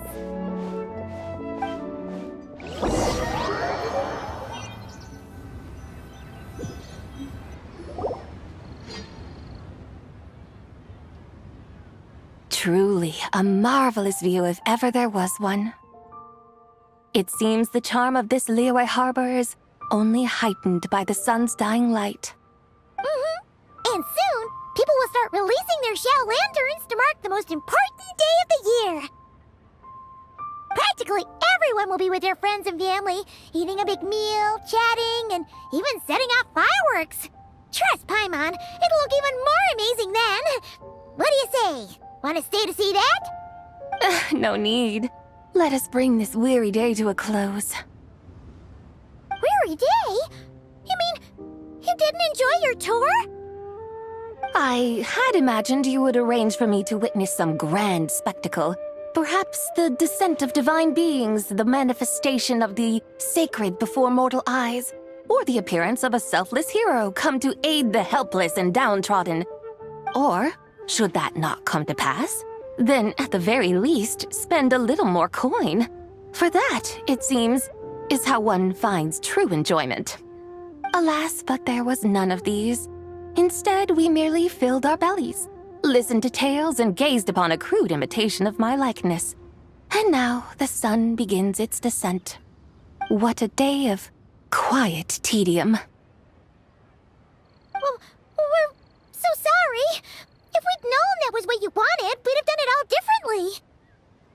It's all that Zhang Li's fault for not making the customer's requirements clear. Well, it's too late now. Do you still believe I would part with that soul fragment, now so intertwined with my very being? But... I knew you were the more astute of the pair. Huh? You were just trying to scare Paimon? It seems the realm of the Geo-Archon has a way of making one more stony-faced. So, you were just pulling Paimon's leg? Of course. I was merely engaging in a little banter with the two of you. Long ago, I shared tales with various mortals who chanced upon my mountain abode. Never did I imagine that those stories would endure. It seems I greatly underestimated them. Perhaps, as your Geolord said, a few pieces of ancient Langan's magnificent jade have truly become part of the very foundation of this land. So, you've decided to help us? Again, that goes without saying. I made up my mind some time ago now. When I beheld a rather intriguing scene as I set foot in this city, I saw porters passing through the alleys, setting down heavy wooden crates from their weary shoulders, peddlers pushing carts as the kites and lanterns upon them rustled gently in the breeze. I saw cooks cooking, actors acting, scholars reading, soldiers marching, children playing, elders resting, officials officiating, and the common folk absorbed in this or that, reveling in the simple joys of life. Some, it seems, have already found that which stirs their hearts, while others continue to fret, troubled by uncertain futures. Yet, in this gentle and serene order, each holds fast to their anticipation, not only for the celebrations to come, but also for the first light of the morrow. Scenes I once yearned to behold now unfold before me, no longer in Langan, but in Liyue Harbor, thousands of years on. How wondrous is this mortal realm! Thank you, Whitehorse Adeptus! Thank you so much! Adeptus, Adepti, perhaps the singular art in which we are truly proficient is that of sequestering ourselves within the high mountains. But once we leave our mountain refuge, we find ourselves drawn back to mortal ways all the same. So, it is I who should offer my thanks to the two of you. Traveler, Paimon, you have made this day more delightful than any I've known in a long, long time. Come now, and take what it is you need. You mean, like, right now? But don't you think we should wait for Zhang Li? That won't be necessary. All things shall meet again in their time, for the waters know no rest, and the flowers their appointed season. One need not fear that life is but a journey of goodbyes.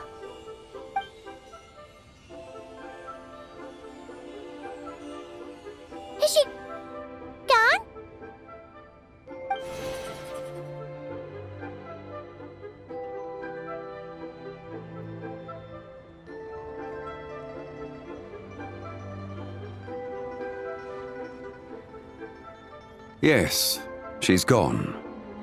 A deadly self is formed from the body's impure vapors, so naturally it cannot survive long in this world. Had it not been sustained by the remnant of ZIBAI's soul, it would have faded away a long time past. Now that the remnant is gone, it has severed its ties to the mortal world. Zhengli! When did you get here? A while ago. I would have thought you'd at least want to say goodbye. Though mountains endure, the ceaseless waters will, at last, wear away their sharp edges. Thus must I meet the marks wrought upon her by the ruler of time with great caution.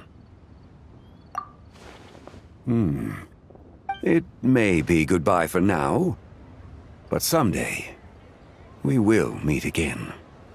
Really? And when might that be? Who can say for sure? Years and years from now, perhaps.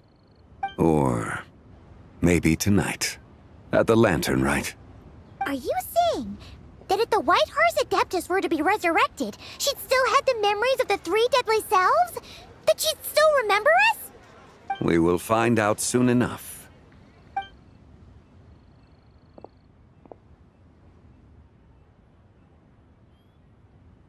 It is time. The rite is about to begin.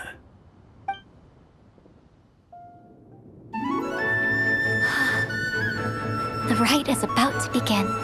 Is the moon really gonna disappear? Got your lanterns ready, everyone? All set. Might be about time to put eyes to the sky. Wouldn't you say, Tianquan? Look!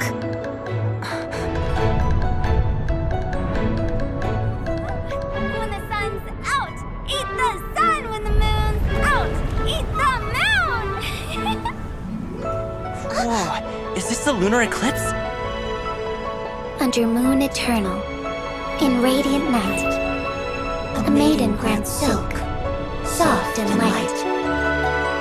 Under moon iridescent, in night divine, a maiden grants fiber for cloth For so you. fine. Under moon of frost, in night so great, a maiden grants tools to divine our fate. The fields are plowed, the seeds are sown, and from the earth, life is grown. The seedlings stretch, the crops do rise, and all unfolds before our eyes. Fruits are gathered, sweet wine is poured. These gifts we offer to our Lord. Pure is heaven, so fair and bright, she shines as light in this dark night. And with her does this, wish take flight.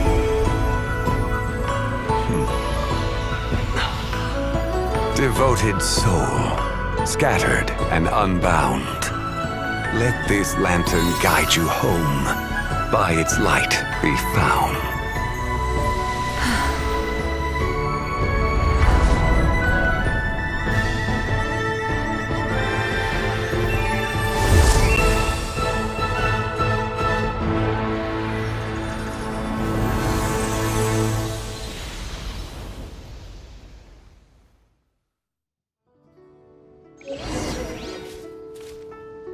Did we do it?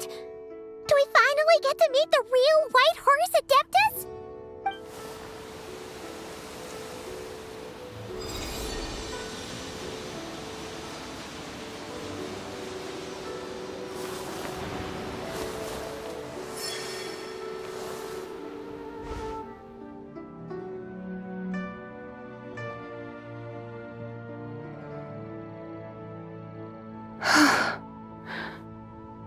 This place.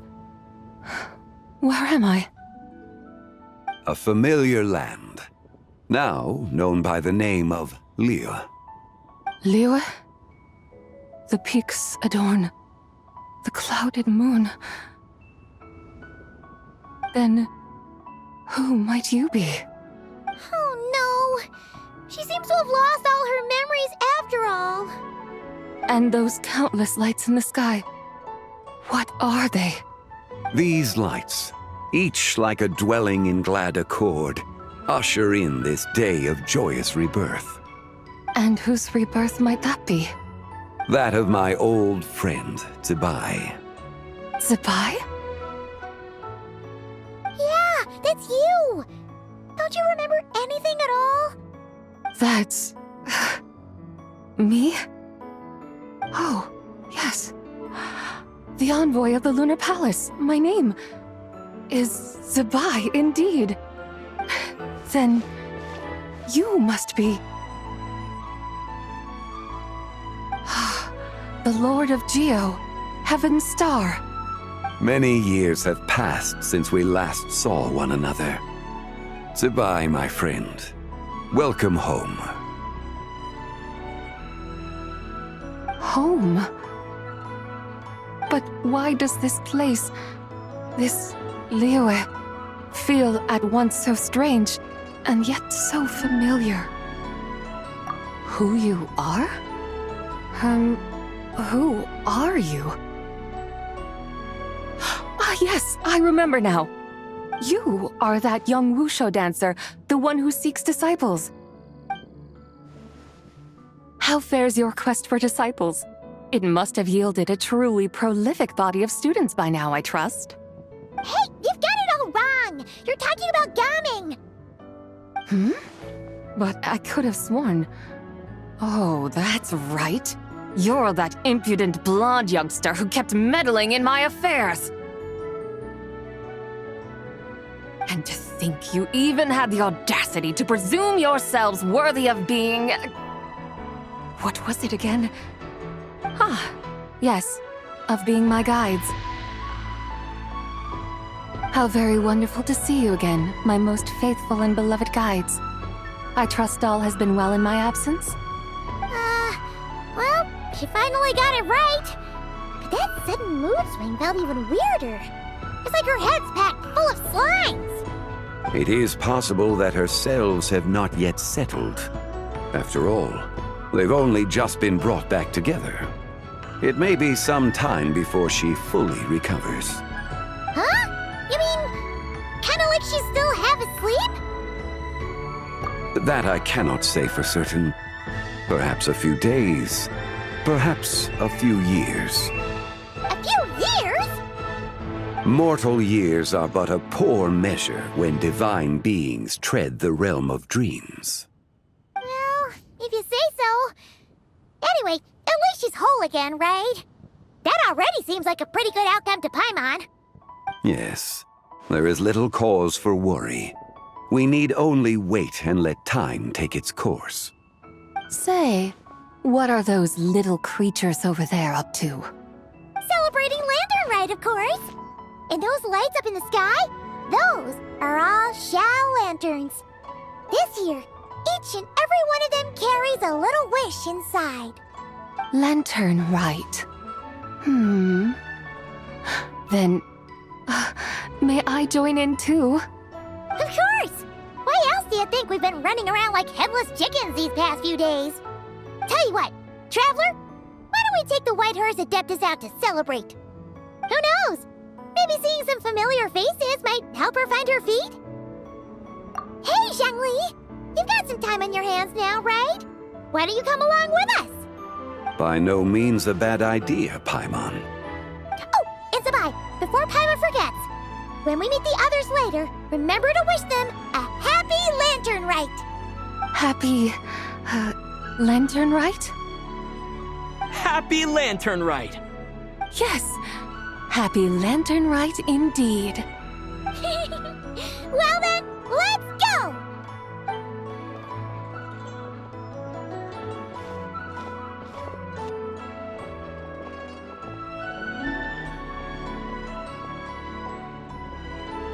Lantern Rite. A night of joy, reunion, and moonlit blessings for all.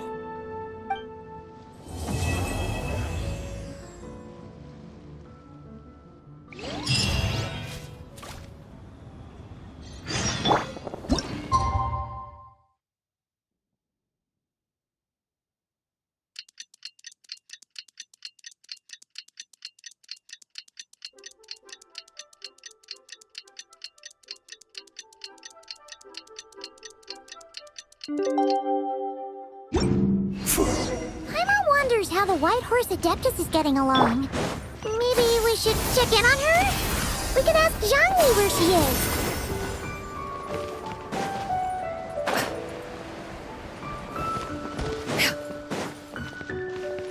Yeah! Skyward!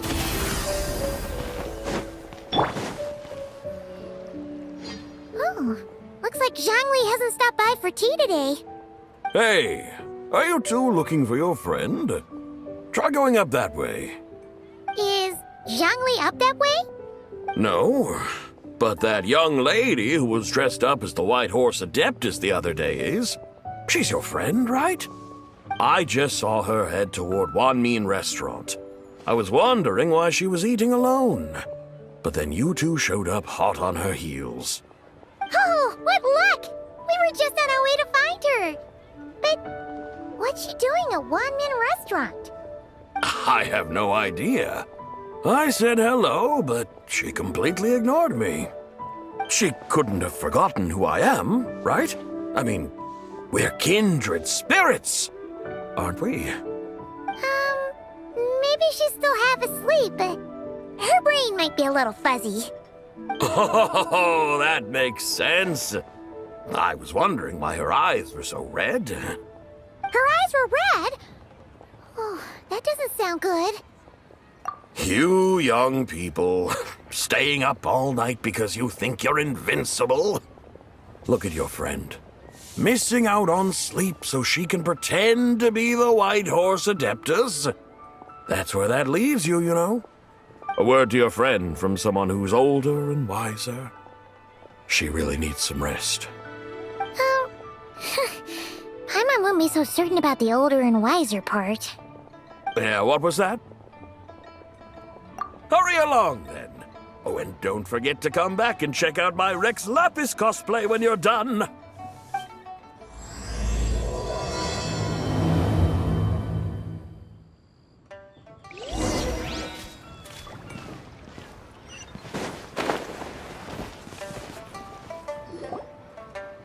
Where's the proprietor? Come out and see me at once!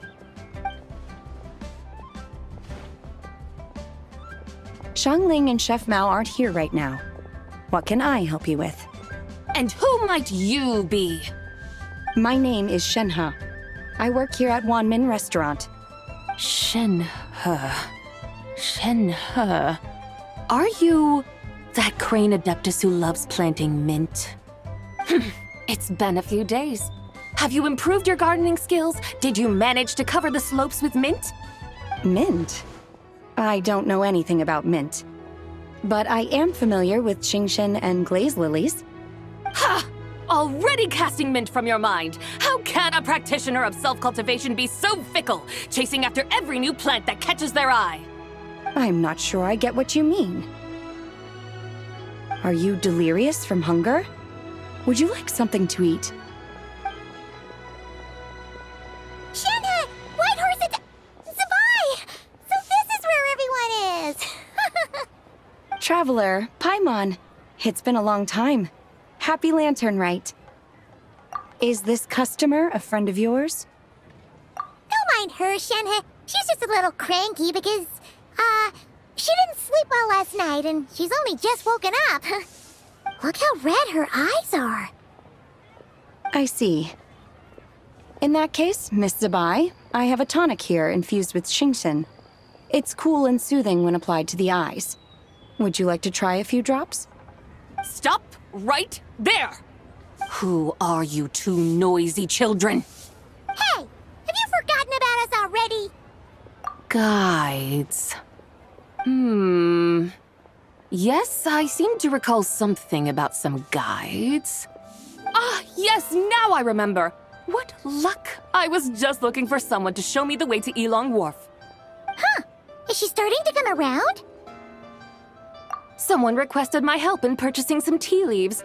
I was informed they have discounted prices during the festival and that I shall get a good deal there. Tea leaves? This sounds like Zhangli's doing. He sure knows how to get people running errands for him. Your friend Rex Zhangli initially requested the most expensive tea, but then a young lady in a hexagram hat mentioned he'd burned through the Wangsheng funeral parlor's yearly expenses at an exhibition a few days ago. As such, he is only permitted to buy items that are discounted this month. Oh, that's his boss, Hu Tao. It's about time she realized the problem and put a stop to his spending sprees. Oh, I see.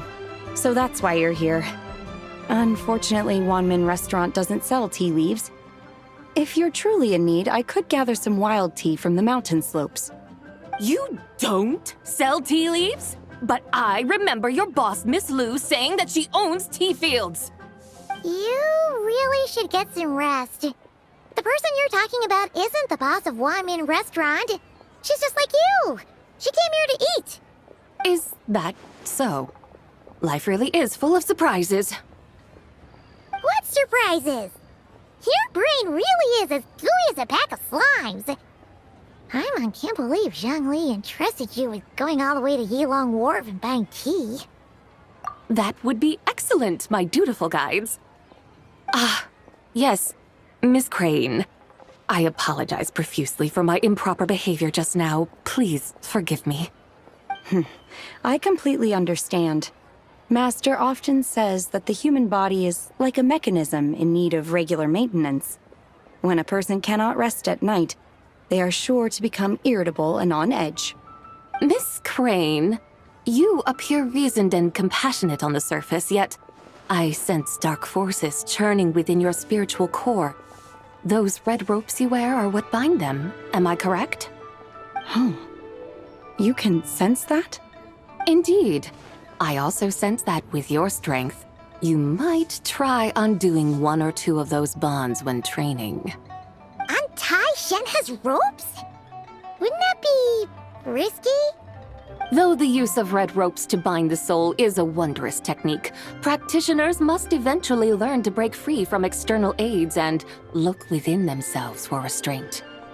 Master has told me similar things, but I am not ready yet. Your self-cultivation has progressed far enough.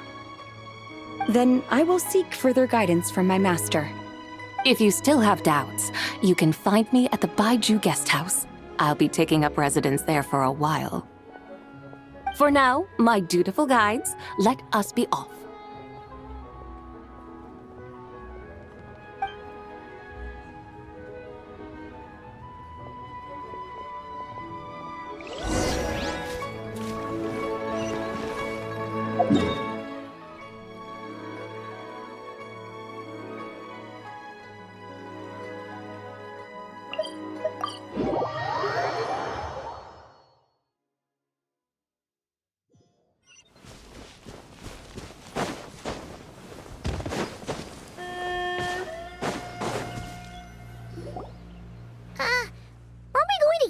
Wharf? How do we end up on this mountain? Is that small town over there not Yilong Wharf? I sense a familiar scent wafting through the air. You're right! Except for the smell part. Paimon doesn't smell anything. That is because this scent is the essence of jade, which can nourish the spirit. Oh, yeah! Shenyu Vale does have a lot of jade, but Paimon didn't think jade smelled like, anything. Naturally. This has reminded me of something. And what's that? A few simple tricks for mastering one's power.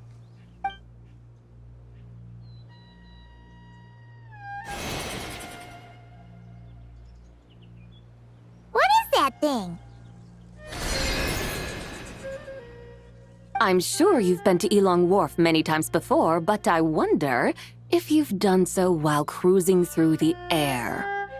You've been such dutiful, dedicated guides, so allow me to offer this fresh experience as recompense. Please step in.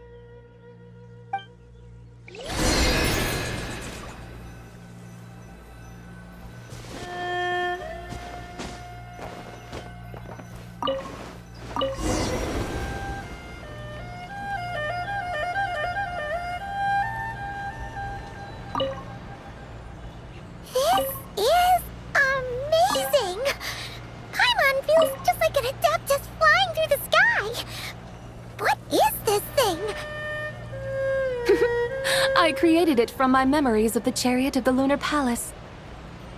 Many years have passed since I last laid eyes upon it, so there may be some discrepancies. Nonetheless, it is functionally much the same. A lunar chariot? Wow! Paimon never imagined she'd get to ride in one! So, ZIBAI, does that mean you used to work on the moon? Work. That's an interesting way to phrase it, though I suppose you are correct. I was once an angel, a member of a race tasked with guiding humanity. Then, graced by serendipity, I became a moon envoy. Huh? What's a moon envoy? Some kind of super important angel? As you would understand it, a moon envoy is a job title. Any angel, or non-angel, can become a moon envoy.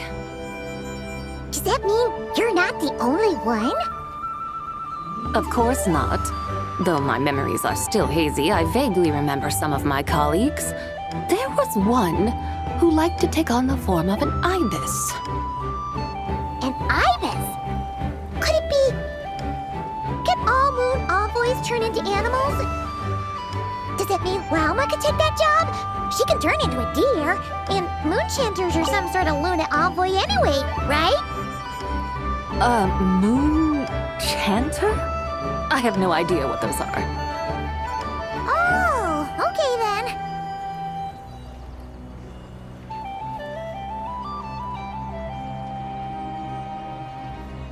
Look! Paimon thinks she saw a tea vendor over there! Very well. Let's take a look.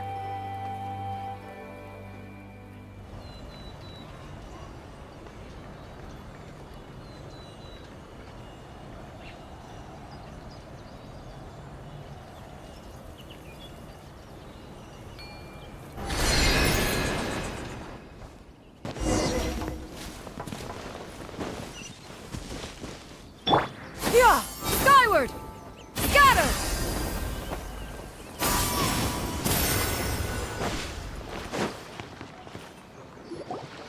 Welcome, please have a look around.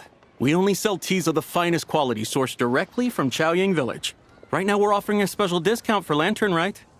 Look over there! Discounted tea!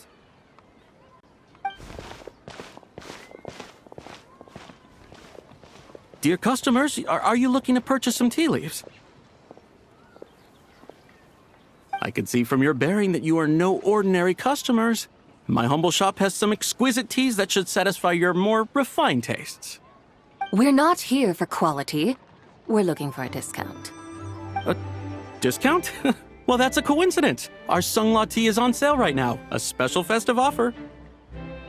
Something about the name of that tea sounds familiar to Paimon. Buy 3 boxes of Sunglaw tea during the festival to get 10% off. Buy 4, get 20% off. Buy 10, but...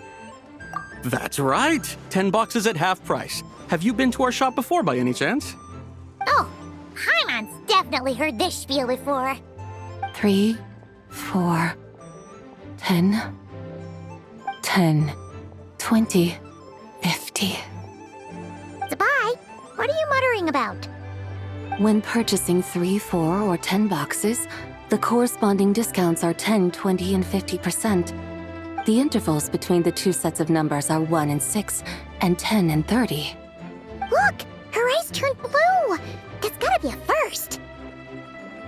If the differences between intervals remain equal, the interval after 6 should be 6 plus the difference between 6 and 1, which is 11. Similarly, after 30, the next interval should be 50. Therefore, extrapolating upward, the next two numbers in each set should be 21 and 100. You're making Paimon's head spin! Those numbers, what do they mean? They mean that if we buy 21 boxes of Sunglaw tea, we should get a 100% discount! 100% discount? You mean we'll get them for free? Oh, there was a pattern to the discounts. Is that right? The pattern we speak of is mathematics, little one. A pattern that is always right. That's amazing! You're a shopping genius, ZIBAI! Oh wait, here. I had no idea our shop's discounts were tied to the laws of nature. I've learned so much from you, dear customer. No need to thank me. Now, please give us our 21 boxes of free tea. Wait! What's the matter?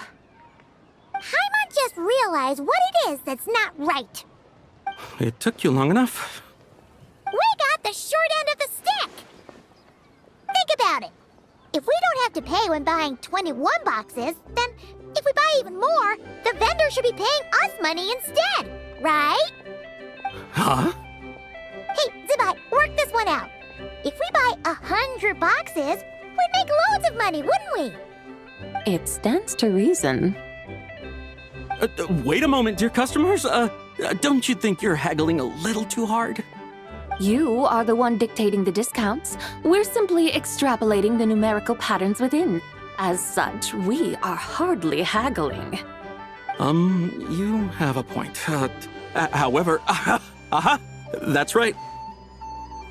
I'm so sorry. I just remembered. My supplier didn't come today, so we don't have any tea after all. Such a shame. Terribly sorry about this. Awful luck. Where can we find your supplier? Well... Not to fret. We'll save you the effort and go straight to the source ourselves. Well, you see, dear client, the supplier's discount isn't as generous as ours. You won't be able to get the same price from them. Huh? Does that mean they won't pay us for taking their tea? They might not even offer you a 100% discount. How very unfortunate. Nevertheless, as the original supplier, they must offer some sort of discount. Besides, we're not looking to make money. We just want a good deal. Well, that's great. My suppliers are all tea farmers from Chaoying Village. You can go ask around the village, but please don't say I sent you. Do not worry, we appreciate your generosity. Referring customers to your business partners, even choosing to remain anonymous, the demeanor of a true gentleman indeed. Your business will surely prosper. I hope you're right. Then let us head to Chaoying Village. Do you know the way, my guides? Of course! Just follow us.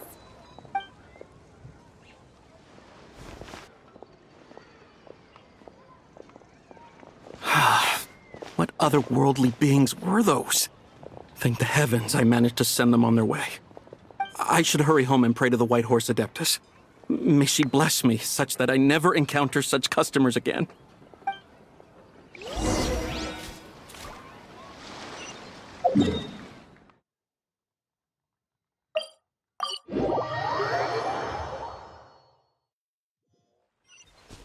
Yeah! Skyward! Scatter!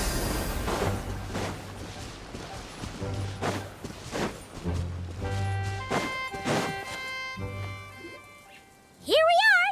Chaoying Village! The mountains and waters are pristine. They embody the beauty of heaven and earth. It's a good-looking place, all right. But it's hard to enjoy the scenery when Paimon can't stop thinking about all that tea-buying Mora we're missing out on. Should fate dictate, Mora will find its way to you sooner or later. Well, Morak certainly finds us often enough. He even sought us out in person this lantern rite. For now, let's look around and see if any tea farmers are selling their crop. We'll be able to see more clearly from up high. Let's take to the sky and enjoy the beautiful scenery while we're at it.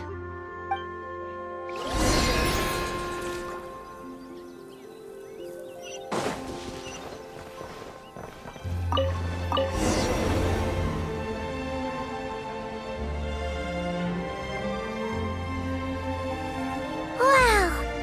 Chaoying Village looks beautiful from up here. Indeed, the houses here are quite different from those in Liyue Harbor. They follow the natural contours of the mountains, forming unique, elegant structures. Yeah, it's super beautiful. The white walls and dark tiles frame the emerald waves of the terraced fields. while the curved eaves and tall gateways juxtapose each other with grace. It's almost too beautiful to be true. The crowing of roosters and barking of dogs, the calls of farmers working the fields, a vibrant pastoral chorus overflowing with earthly vitality. Yeah, it's incredibly beautiful, huh? Have you studied the linguistic arts by some chance? Huh? Your vocabulary for beauty seems rather constrained. Paimon knows how to say pretty as well. I see. Now then, let's take a look around and see if we can find any farmers selling tea.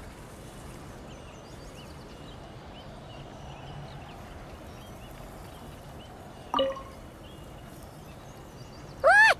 There's someone in that tea field! And they look kind of familiar. Wait, is that Lu Xiangxiang? And who is that? Oh, you'll remember her once you see her up close. Hey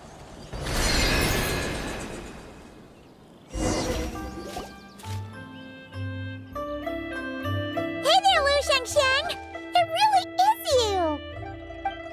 Huh? Paimon, Traveler, and the White Horse Adeptus. Fancy seeing you here. The White Horse Adeptus has a name now. You can call her ZIBAI. And you are... Wait. I remember now, you're... Don't say anything about food poisoning or fish. You're the young lady who wanted to rise above the rest, are you not? Yes, that's me. But I'm in a bit of a state right now. At best, I can say I've fallen below them. Fallen below them? What happened? Like I said the last time we met, I'm being punished according to family rules. My father, mother, grandfather, grandmother, other grandfather, other grandmother. Oh, that's a lot of family members. Yeah, and on the night of Lantern Rite, they held a family meeting to discuss my situation. So, they do care about you. There's no doubt they care. But they think that since I caused all that trouble in Liyue Harbor, it shows I can't be trusted on my own. They decided to ground me. Ground you? Yeah, though they're not confining me to my room. Instead, I have to personally nurture a tea seedling until it grows big enough to be sold at market. Aw, a tiny little tea baby. Do they want you to experience what it's like to be a parent? It's supposed to cultivate my character and temperament. They say this will help me calm down and reflect on my issues. What happened in Liyue Harbor really wasn't your fault. Oh well, at least this punishment doesn't sound too harsh. So, how long will it take for the little tea baby to grow? Actually, I don't know. I've never grown a tea tree before. It usually takes 2 or 3 years. 2 or 3 years? Yes, the tea in this garden requires 2 or 3 years to mature. That long? ZIBAI, you're not making this up, are you? How do you know so much about growing tea? When the plants thrive and grow, that is the meaning of my name. I can tell at a glance when their season of ripening will come. Do I really have to waste 2 or 3 years here? Why is this happening to me? I'd only just found my direction in life. Yes, during the night of Lantern Rite, I heard many people reciting poems from Long Gone in praise of the moon. In that moment, I suddenly felt a great sense of pride. I mean, I helped excavate cultural artifacts from Long Gone, so I contributed to the revival of these poems too, right? So I decided to stay with the archaeological team. I want to unearth even more history. I see. And are you sure that's what you want to do? If you don't achieve anything significant in the years to come, will you still enjoy it? Yes, because archaeology gives me that boom shakalaka feeling. Wait, did Xiangling teach you that? That's right. I was asking her for advice. She said that if something gives you that boom shakalaka feeling, then it has to be worth pursuing. I immediately thought about how, when I'm excavating in the ruins, I always feel like there's a ghost standing beside me, and not in a spooky way. It feels like my great-great-great-great-great-grandmother patting me on the shoulder and saying, "Keep going. You're about to rediscover some grand ancestral knowledge." Right? It feels like I've made some kind of connection with my ancestors. Isn't that amazing? Since you've made up your mind, you should give it your all. And I'd love to, but I'm still grounded. Run away, summon up a little boom shakalaka, and leave the tea garden behind. Flee this village. That might be going a bit far. You don't want to lead others astray, ZIBAI. Yeah! Tell them about your great-great-great-great-great-grandmother. She must be the most super-duper ancestor to have ever risen above the rest, right? I'd be better off telling them about the White Horse Adeptus. After all, she's the supreme riser above the rest who saved my great-great-great-great-great-grandmother. Then it's settled. Tell your family that your decision has my blessing. Thank you, ZIBAI, but I don't think cosplay is going to work on them. They won't listen. They don't need to listen. You need only follow the rules they've set out for you. What do you mean? As I'm sure you know, some ancient texts refer to the White Horse Adeptus as the Daughter of Time. My family history contains such records, but what of it? If the White Horse Adeptus were to manipulate time to make your tea seedling grow overnight, then you'd be free, correct? Is that how it works?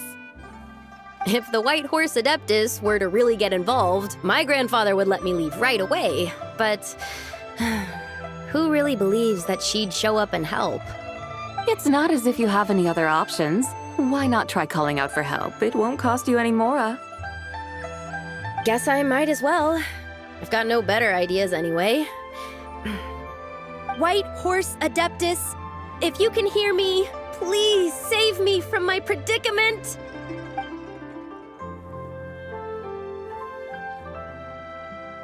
Ugh. Nothing happened, as expected. Perhaps the White Horse Adeptus has already heard your prayer.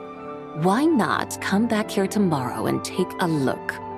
By then, the seedling you planted may well have grown into a thriving tea tree. Thank you, ZIBAI, for trying to comfort me. I do feel better now, kinda. But can't you really do something like that? Oh, it's getting late. Why don't you all stay at my house tonight? My family may be strict with me, but they're always welcoming to guests. That sounds great! Let's get some sleep and then come back here tomorrow to see if our tea baby has grown.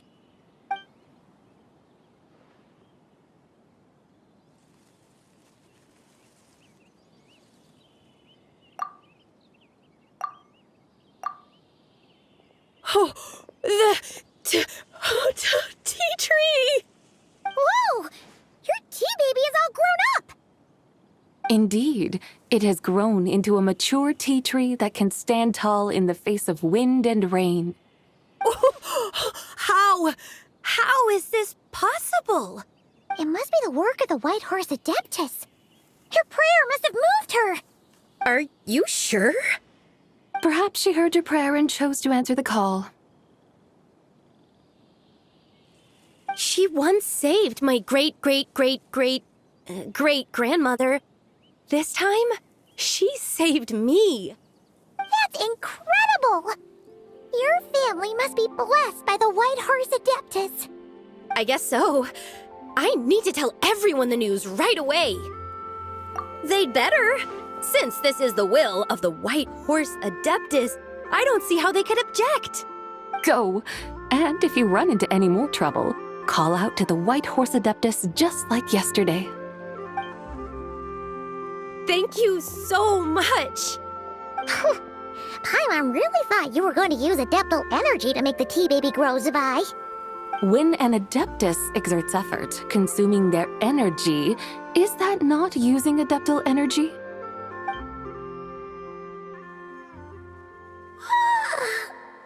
Alright. What are we doing out here in the middle of the night? We're here to help Lu Xiangxiang fulfill her wish, of course. Can you really make the tea baby grow? It won't be easy, but there are ways.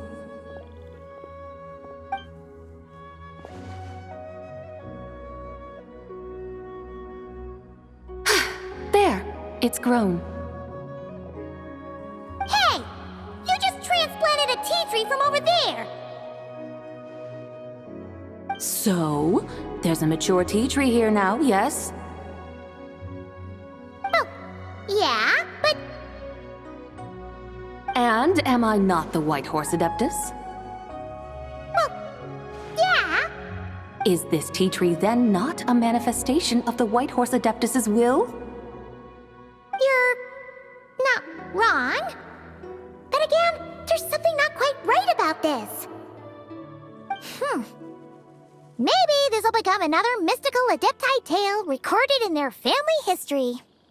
That would be marvelous. Paimon thinks so too. Hey, Traveler! ZIBAI seems to be doing much better now, don't you think? Oh! Paimon bets that's why Zhongli chose to send her on this errand. That's a great idea! We've already shown her Liyue Harbor, Yulong Wharf, and Xiaoying Village. How about we head to Qingce Village next? Qingce. That name sounds familiar. The scenery there is really pretty, too. It's the perfect sightseeing spot. How about we show you around? I must say, I have been mightily impressed by the mountains and waters of Liyue. Please lead the way, my dutiful guides. Alright, let's go!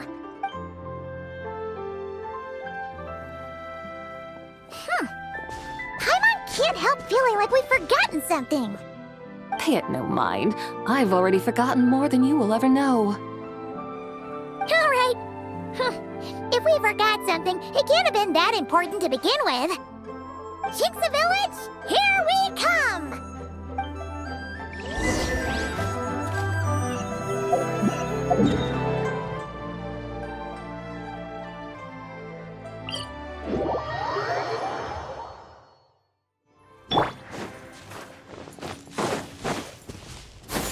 Skyward! Scatter!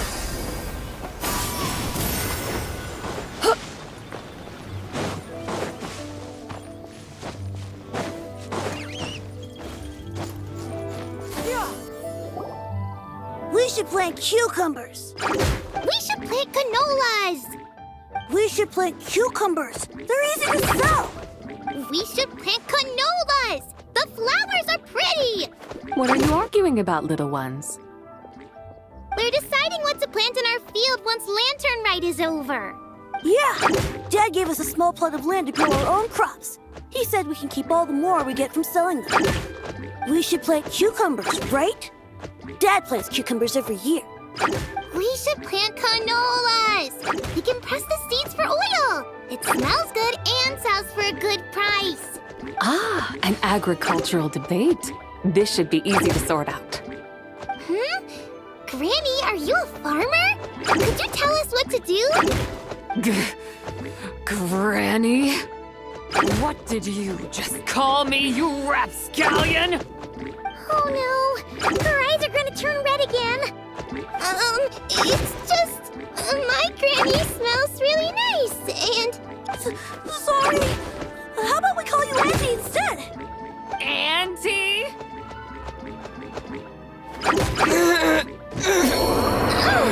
All right. Big Sis ZIBAI, can you help us decide whether we should grow cucumbers or canolas in our field? You little rascals! Using priceless land like this just for cucumbers and canolas? What a waste of heaven's gifts! Huh? What should we plant instead?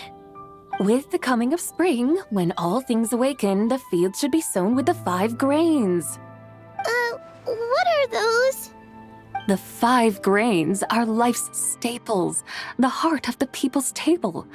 I notice the people here mostly eat rice, so that is where you should begin.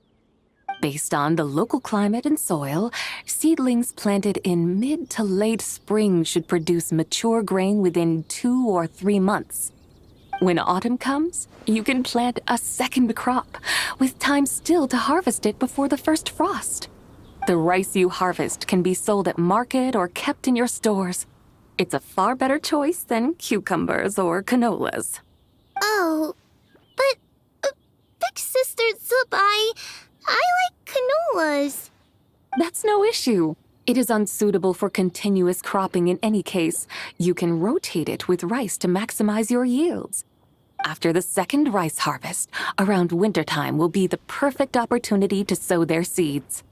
And when they mature in mid to late spring, you shall be just in time to sow the first rice crop of the year in turn. This way, your field will sustain balance, rice and canola in a harmonious cycle. Wow, that means we'll have crops to harvest all year round. Wait a minute! If rice and canola take up the whole year, what about my cucumbers?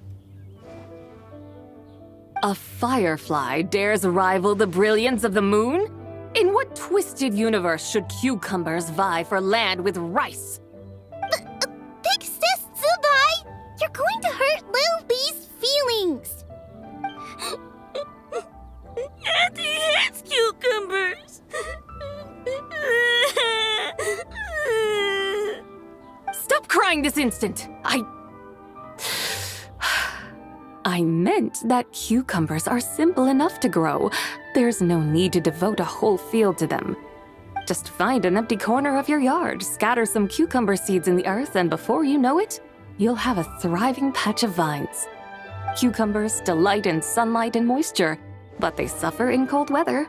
If you wish to plant them this early in the year, you should make sure they're protected from frost. Wow. Is it really that simple? Let's hurry home and get started right away! Are you really in that much of a rush? Well, thanks, Big Sis ZIBAI, who's fierce but really good at farming. We gotta go! Thanks, Big Sis ZIBAI! See you around! Paimon never imagined you'd know so much about farming. What's so strange about that? The people of Long Gone called me the god of soil and grain. Are the fields not made of soil? Is rice not one of the 5 grains? Huh, that's true. So, if the god of soil and grain is a farming god, that means the White Horse Adeptus must be a farming adeptus, right? Of course, the god of farming is down to earth. Mind your tongue, impertinent child. How dare you diminish the lofty bearing of an adeptus? Hey! You're the one who said the god of soil and grain is all about farming. Enough! It's time for us to take to the skies once more. Join me now. Witness the majesty of mountain, water, and field, and broaden your horizons.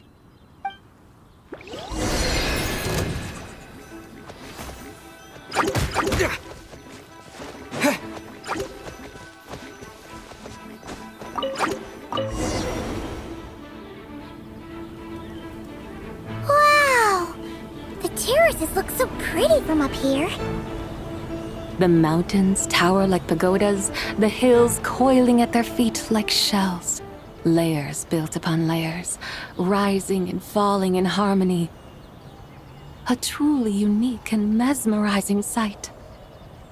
Thinking about it, you have a special connection to this place, you know. A special connection? Yeah!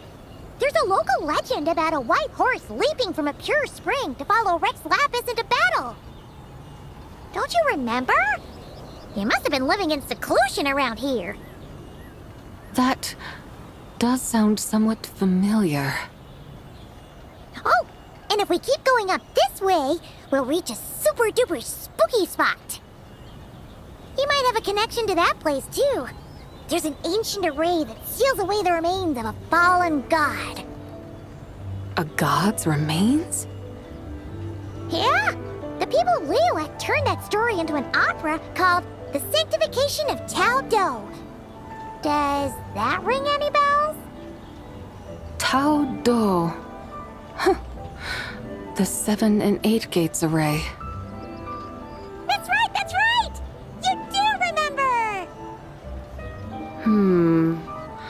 Bune, the god of the underworld, who could pacify the forces of life and death. Huh? So, Tao Do had another name? Let's go take a look.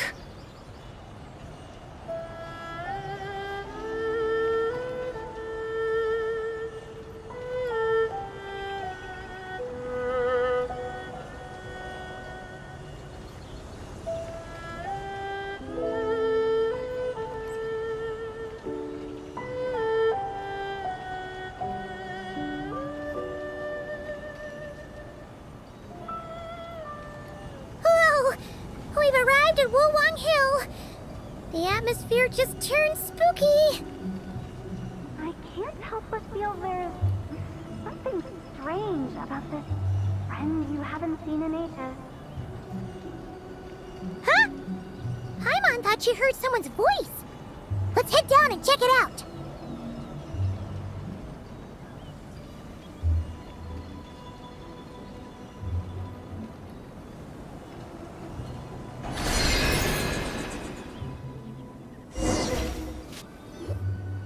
I can't help but feel there's something strange about this friend you haven't seen in ages. Strange? Whatever do you mean? Her strangeness defies description. This Miss ZIBAI is a full-blown enigma, don't you think? I'm afraid I have no idea what you're talking about. Aren't you worried about sending her all the way to Yilong Wharf on her own to buy tea? What if she gets lost? Where there are people, there are paths. Now I'm the one with no clue what you're saying. She can ask for directions. And then what? She will meet strangers in unfamiliar lands, build friendships, part ways. Hers will be a long journey indeed. The further the journey, the more footprints one leaves behind. The deeper those footprints, the harder it is for time to erase them. Ah, so you want her to make new friends. I see. But from what you say, it sounds as though she's not from Liyue. I believe she was not, but perhaps she will be. You're sounding stranger by the second. Huh. Oh, over there. Oh, look who's here. Hu Tao! Zhongli! What are you doing here? Traveler, Paimon, fancy meeting in a place like this. Oh my, and Miss ZIBAI too. Sounds like fate to me. We were taking ZIBAI to buy some tea from Yilong Wharf. Zhongli sent her there, though she didn't even know the way, and... Oh, drat! We forgot the tea! Oh, Paimon knew we were forgetting something!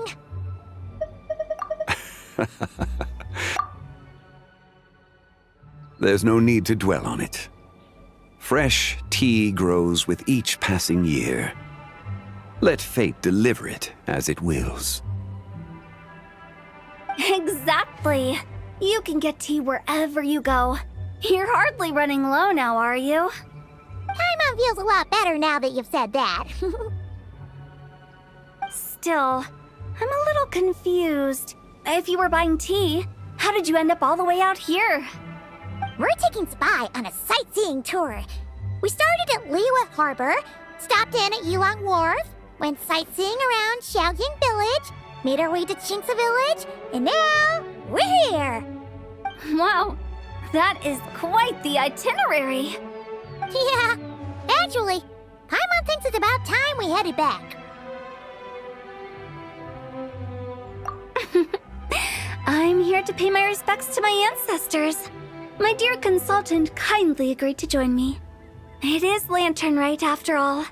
Adepti and ancestors should be venerated alike. Ancestors? Wait, could you be? Are you heir to the Wu-Wong kid? Or perhaps the lone butterfly of the Crimson Flame? Whoa! Have you got all your memories back? Huh? Miss ZIBAI, you know about the Wangsheng funeral parlor and the 8 adepts? I happened to hear a storyteller expound on the sanctification of Tao Do. Lots of people know that story, sure, but very few can discern my family lineage from just a glance. Well, Zhongli, your friend here really is quite something. Unfortunately, there's no time to dally right now. We have a hill to climb. Perhaps once today is done, we can find time to chat over tea, recite poetry, and admire the moon? That would be wonderful, Director Hu. Oh, and before we go, you've been traipsing around all day. I suggest you stop off at the Wangshu Inn on your way back for a good night's rest. Wouldn't do to exhaust yourselves, Don't mention it. All right, we'll take our leave now. See you later. Hotel's so thoughtful. Why don't we follow her advice and stay at the Wangshu Inn tonight? ZIBAI, you can see the whole of Dihua Marsh from up there. The view's amazing. Plus, you can sample Smiley Yin-Xiao's cooking. Wangshu, an intriguing name. It couldn't hurt to check it out. Awesome! Let's go!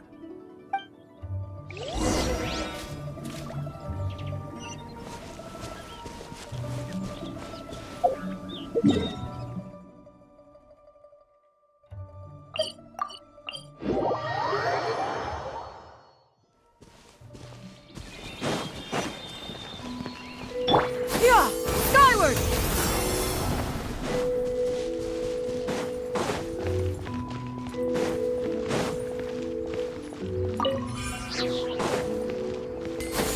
Skyward! Scatter!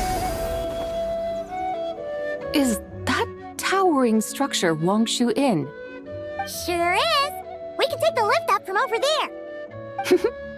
Always walking the path long trodden. Does retracing others' footsteps not tire you? Come on, get in. We'll fly to the top.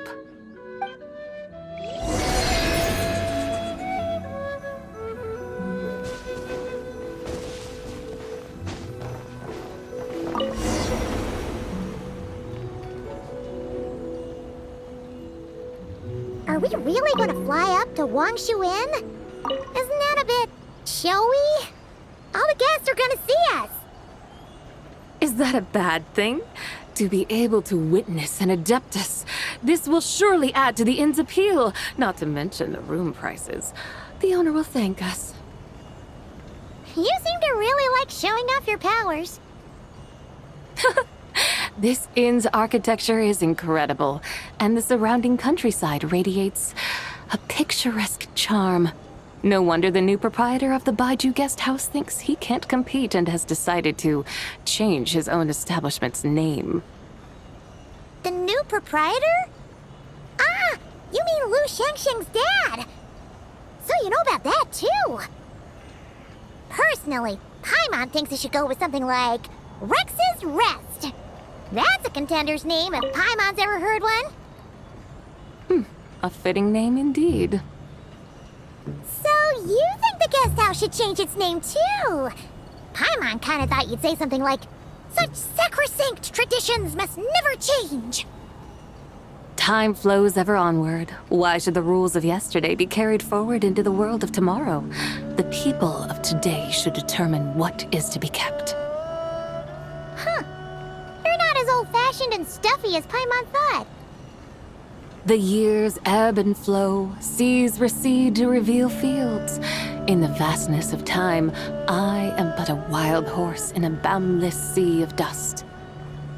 Even Rex Lapis, having waded through the waters of the river of time, is not quite the same as before. Zhongli, what was he like before? That is another story for another time.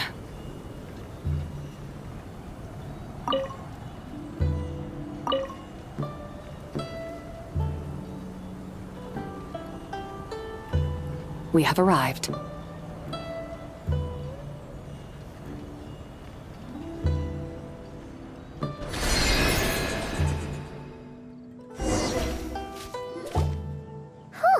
This is the first time Paimon's ever flown up to Wangshu Inn on a chariot. Everything's so different when you're up high.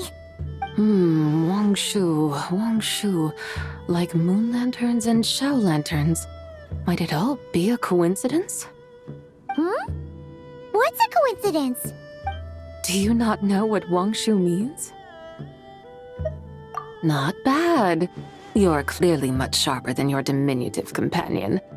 Wangshu can refer to the moon, but its original meaning is actually the goddess who rides the bright moon's chariot. And you must be the conqueror of demons. Chow! Paimon was wondering if we'd disturbed you by flying down from the sky. Not at all.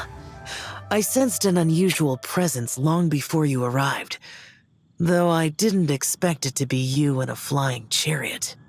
Ah, a witness at last. I was starting to think we should fly a bit lower. 'Twould be awfully dull if no one ends up marveling at my lofty bearing. No need. This is already showy enough. I'm not one to do good from the shadows, as Rex Lapis is wont to do. Then you must be... Nay, I'm only cosplaying as the White Horse Adeptus, in truth. Cosplaying? What's that? Ugh, ignore her nonsense. She's a genuine article. The one and only, completely authentic White Horse Adeptus. It's just... Xiao, did Zhang Li say anything about her being a teensy bit... not quite right? Mental instability, perhaps? Did Zhang Li tell you that? No, this is my own speculation. Well, you pretty much hit the nail on the head. It's like her brain's filled with a bunch of slimes right now. All gloopy and messy. There's a hot-tempered pyro slime, a math-obsessed hydro slime, and a mischievous little animo slime. But don't tell her Paimon said that, or she'll come and tell us all off. You white-haired rascal! Do you think I can't hear you? Uh-oh! We're in for it now! White Horse Adeptus. You must be weary from your journey. Why not take a rest? Oh, yes! You must be hungry, right, ZIBAI? How about we get some food? The chef here is incredible!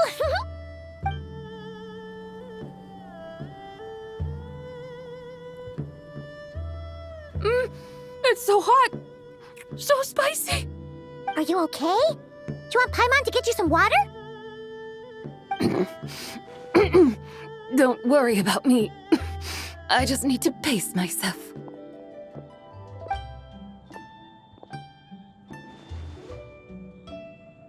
So, regarding your friend and her condition, does even the Lord of Geo have no solution? Zhangli said we should wait and she'll get better on her own. But who knows how long that's gonna take. Is that why her personalities change so easily? Paimon thinks that has something to do with her 3 deadly selves. Zhangli told us that the deadly selves are impure, affecting living things that get too close. The White Horse Adeptus's remnant spirit was attached to the deadly selves for a long time. It makes sense that her temperament and memories would have been influenced by them. But Paimon still doesn't really understand what the 3 deadly selves actually are. Paimon, as you do not practice self-cultivation, I cannot help you fully understand. But you can think of them simply as emotions and desires. The act of severing the 3 deadly selves is a means of exercising wicked desires and cultivating one's true self. I believe other nations have similar practices. In Sumeru, it is known as shattering Atmagraha. Oh, so it's about emotions, desires, and attachments, that sort of thing. It includes those. I wonder, Does she still remember what happened in the past? Some of it. But right now, it's like she was suddenly awakened. Like she's still half dreaming. The half that's still dreaming might remember things, but the half that's awake doesn't quite get it. Conqueror of demons, are you looking to learn about Rex Lapis's past from me? You are an old friend of his, so please, call me by my name. But Conqueror of Demons sounds so much more imposing. In days of yore, he was the Lord of Geo, Heaven's Star. Huh? You said the same thing the day you came back. But what does it mean? I'm afraid I can't remember. Hey! Did you really forget? Or are you just pretending so you don't have to tell? Why not ask Rex Lapis himself? Whether I've forgotten might be up for debate, but I am certain he remembers. He must have his reasons for not raising the past, and you likely have similar concerns. I shouldn't have asked. An answer that suits your style, General Elatis. Now that we're on the subject, though, I suddenly remembered something. Which is? In the distant past, there was a feast, which I attended. I faintly recall the Lord of Geo also being present that day. Oh! And then? What happened? Among the dishes served, there was one that could be found in every household throughout Langan at the start of spring. A dish called Flavor of Spring. I suddenly remembered the recipe for this dish. Is that it? Yes! Since it's Lantern Rite here in Liyue, why don't I make some for you to try? That sounds good. Wow! It might not have been the story Paimon was hoping for, but this looks delicious! The spring breeze stirs. Now is the perfect time to savor this dish. My dutiful guides have gone to great trouble to show me around Liyue. And even the Conqueror of Demons has graced us with his presence. I feel deeply honored. This Flavor of Spring is my way of expressing my gratitude. There's no need for such grand words. What's this? Hey! It's that broken jade token from the Antiques exhibition! Indeed. This was once an Adeptal treasure of mine. I'm amazed it ended up in your hands. Alas, it serves little purpose now in its fractured state. Please, keep it as a memento. Oh, that's a shame. Can't we fix it? This is the way of the world. Once jade is broken, it can never be made whole. Then, what about forging a new one? That is a good point. That it has ended up in your hands must be a message from fate. I could try to craft it into a little trinket for you. One that might prove useful on your journey.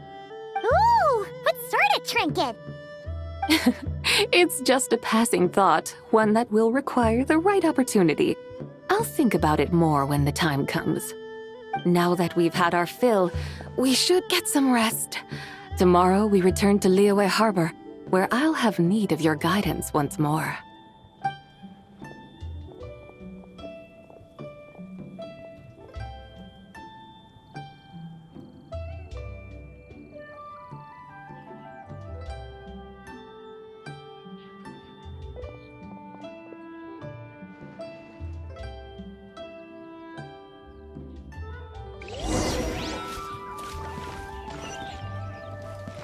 Howdy.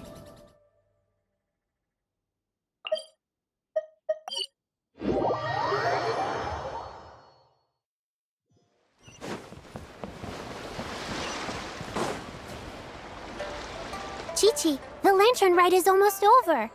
Do you remember how to make a Shao lantern? Morning, split bamboo, traveler. Get silk, make Paimon. You've got it all mixed up again. They're here again. Yow! Looking good in that new outfit, huh? Hey, it's Paimon! Dr. Baiju gave this to me as a gift. How does it suit me? Thank you. Wow! What happened for Baiju to suddenly give you a brand new outfit, Yao Yao? Dr. Baiju is thanking Yao Yao for teaching me to make shell lanterns. Chi-Chi and I were just playing together. Dr. Baiju's too kind. Oh, yeah, take a look at this. Dr. Baiju gave me these clothes, but it was Chi-Chi who wove this little basket. Wow! That's beautiful! When did you become so good with your hands, Chi-Chi? I learned to make shell lanterns. Thanks to Yao Yao. I also made a wish. What do I always say? The White Horse Adeptus answers prayers. Come, help this old man make an offering in thanks. Huh? Mr. Liu? What did you pray for? For my idiot son to finally come to his senses and not change Baiju Guest House's name, which he has. Huh? He's keeping the old name? Listen to this. My granddaughter planted a tea seedling in our village just a few days ago. She made a prayer to the White Horse Adeptus to help it grow. Overnight, her seedling flourished into a mature tea tree. Oh, that sure does sound like a miracle. Could the White Horse Adeptus really have helped it grow? Of course she did. Oh, White Horse Adeptus, how blessed is our family over whom you keep watch. Truly, this is an extraordinary miracle. You must record it in your family history without delay. Of course. Huh? Is that you, Miss ZIBAI? Indeed. I have a long-term booking at your guest house. Yes, I recall. Mr. Zhongli said to charge your expenses to the Wangsheng funeral parlor, if I remember correctly. That's Young Li. Always making trouble for poor Hu Tao. I noticed when you were here last that you bear a striking resemblance to the pictures of the White Horse Adeptus in my family history. You both have golden eyes. Perhaps fate has had a hand in our meeting. And a glad meeting it is, Miss ZIBAI. Now why don't I gift you some tea from my garden to celebrate this encounter? We grow Sunglaw tea there, and it has quite the reputation throughout Yilong Wharf. I hope you will accept it. Oh! Sunglaw, buy 10 boxes, get half off teas, back on the menu. Buy 10 boxes, get half off? Don't be silly. This is a gift. It's free. Woohoo! Nice! Thank you so much, Boss Liu. There's no need to thank me. You're a visitor from out of town, which makes you an honored guest. Make yourself at home.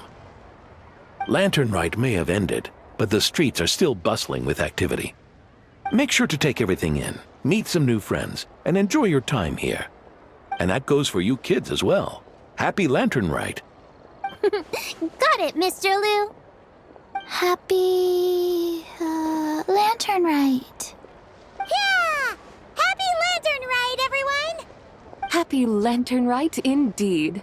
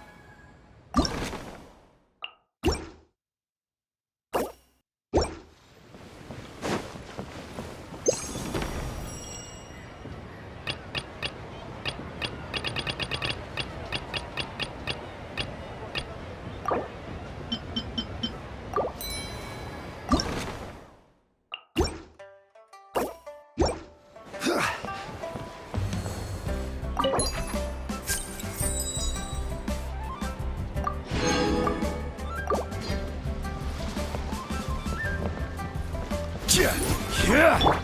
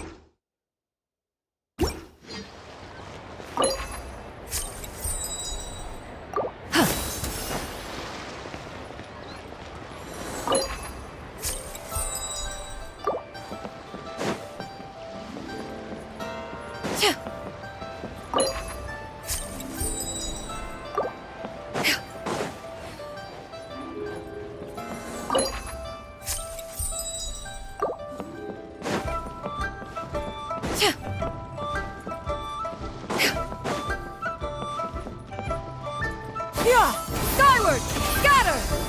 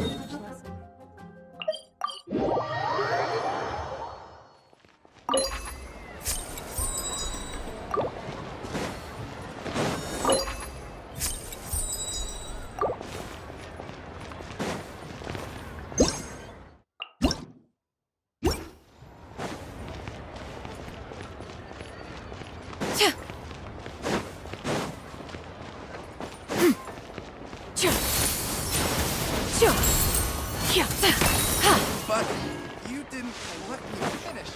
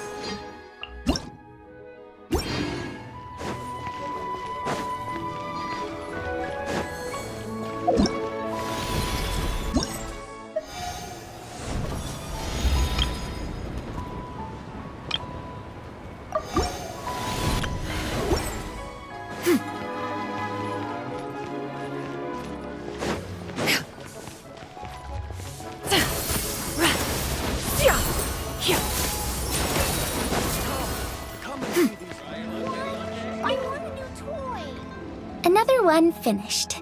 And the paint's all dry. Oh, happy holidays! Are you here for a Shao Lantern too?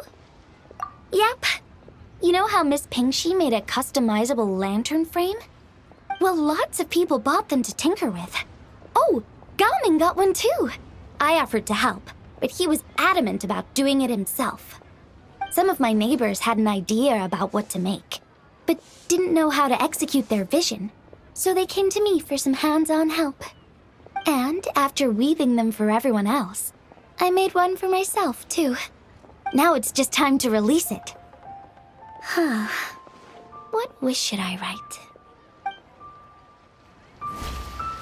Honey, I just like to make people smile. Now I need to deliver the rest of the Shao Lanterns. Next is... Happy Lantern Rite! Be sure to enjoy yourself.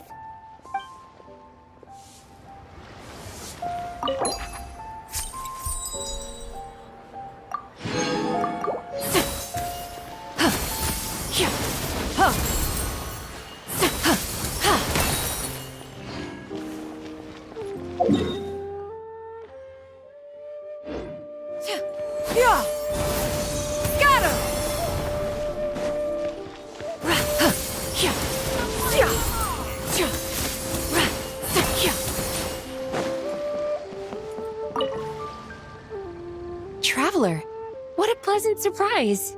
Happy Lantern Rite.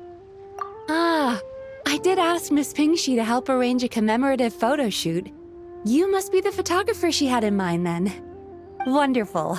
Looks like I'll be bringing back some lovely photos from this year's Lantern Rite. All right then, Master Photographer. What kind of pose do you think would be the most photogenic?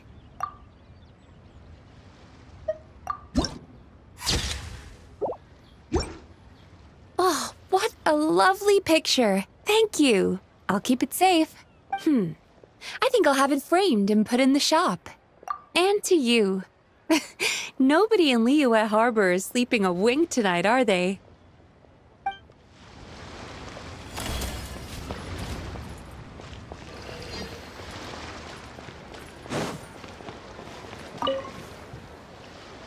Whoa.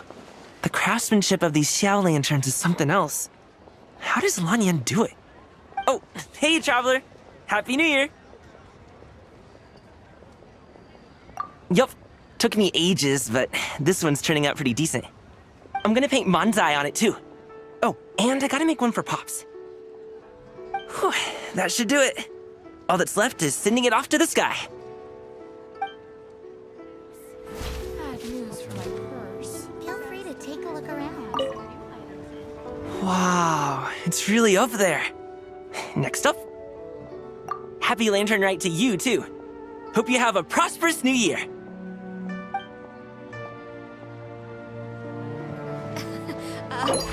Join the Adventurers Guild. You'll have a blast. Yeah! Skyward! Scatter!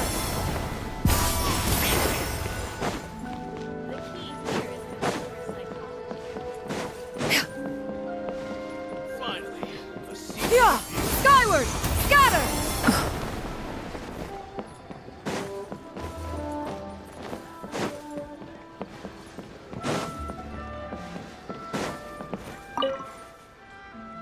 Traveler? Happy holidays! It's been some time since we last spoke.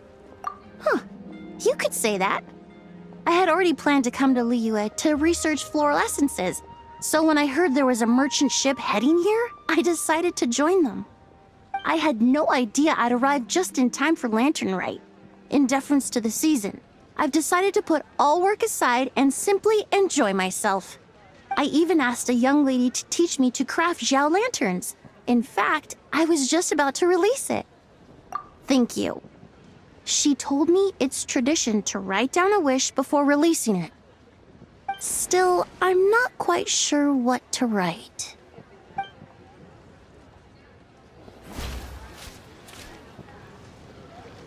The Lantern Rite Festival is more magnificent than I ever imagined.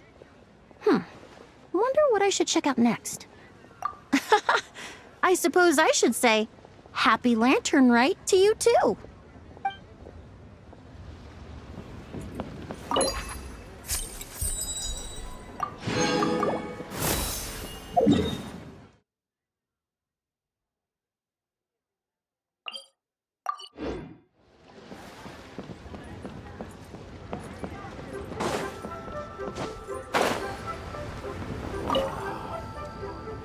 If you make a lantern like this and release it, will the wish really come true? Oh, you're in Liyue too? Happy Lantern, right?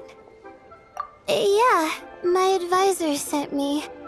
She said participating in folk festivals might help spark some inspiration for my research. But I work on star charts. I'm still not sure what that has to do with holidays like this. But she had already bought me a ticket and escorted me onto the boat before I even had a chance to ask. As soon as I got off the boat, a lady stopped and offered me a free Shao Lantern frame. She said releasing one would bring good luck for the entire year. I'm not sure I need a whole year of luck, but a little bit when it's time to submit my thesis wouldn't hurt. So I followed her instructions and made one. Thanks. I should release the lantern now, right? Oh, I need to write my wish on it first.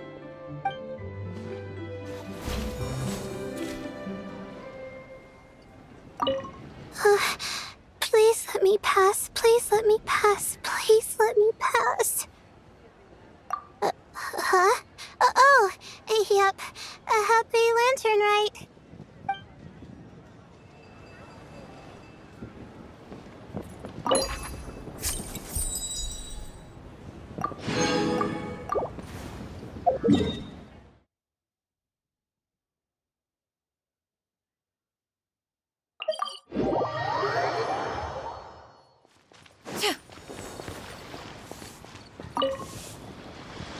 Oh, this is what I get for being impulsive.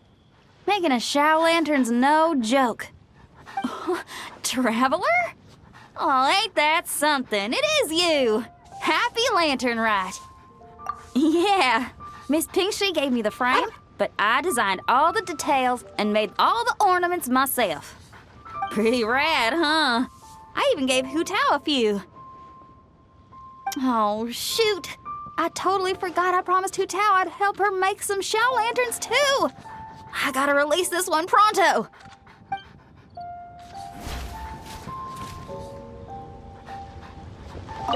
Okay, I gotta go find Hu Tao now. First stop, Wangsheng Funeral Parlor. Catch you later. Oh, and happy Lantern Rite to you too. Shame Hu Tao's busy this year. I would have loved to put on another show.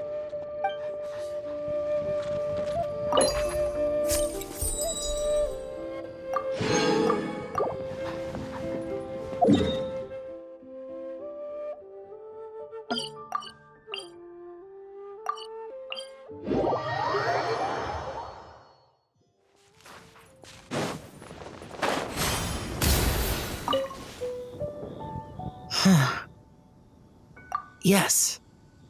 I saved someone from monsters earlier. She was carrying a frame and tools for making Shao Lanterns, and gave them to me as thanks. She also said this type of Shao Lantern can be modified however you like. So, yes, well, I tried my best. I suppose the next step is releasing the Shao Lantern.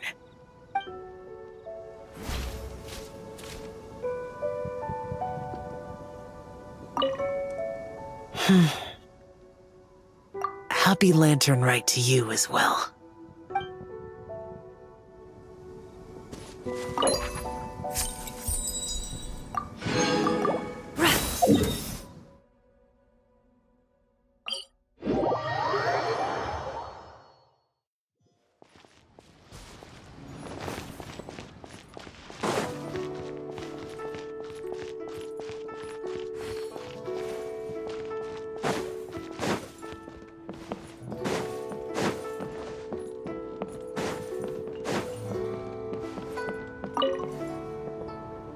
To encounter you here amidst Liyue's celebrations is unsurprising.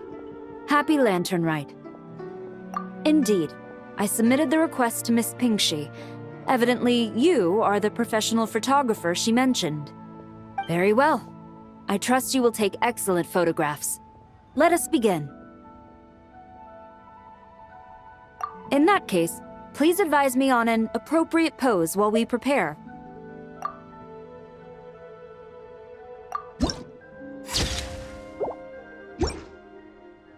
A commendable picture.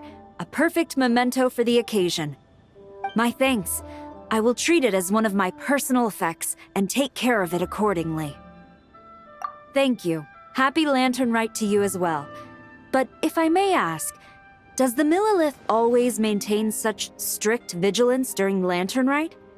To maintain such strict discipline even amidst the festivities, I'm impressed.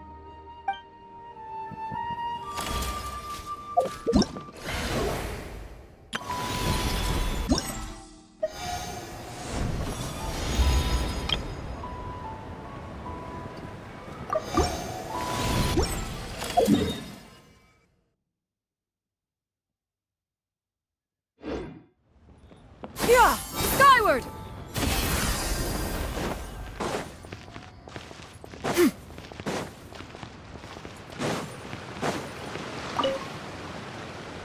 Oh, happy holidays, traveler. The Duke mentioned we might meet you here, but I didn't expect our paths to cross so soon. Yep.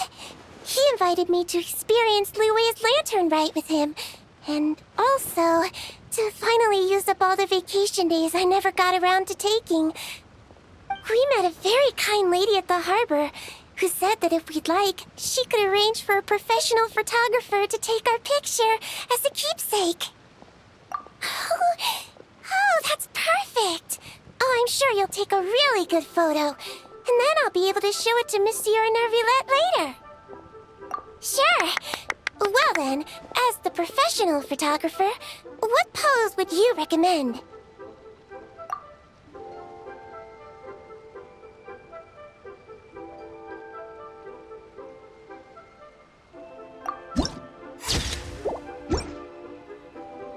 All done? May I look? My expression looks great! Oh, it really is a lovely photo. I'll keep it close and treasure it. Bye! Have a wonderful Lantern Rite!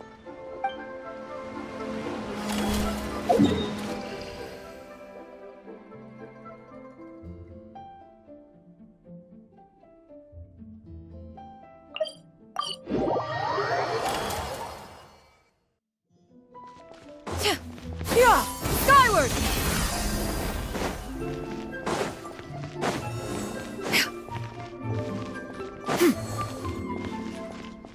Yeah! Skyward! Scatter!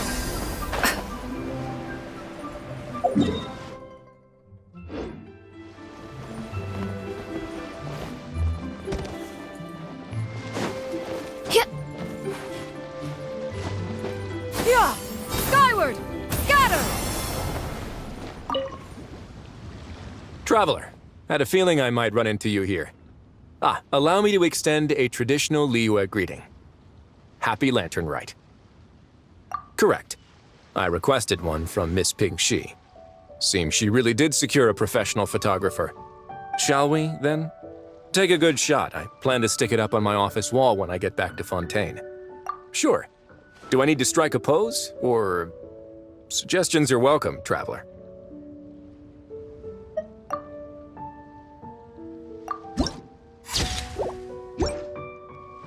Let's see. Not bad. Pretty standard shot. If you look at it from the neck up, it could even pass for a mugshot. I'll be keeping this. Really appreciate the help. Oh, and to you too. I'll still need to buy some gifts later. Other than tea.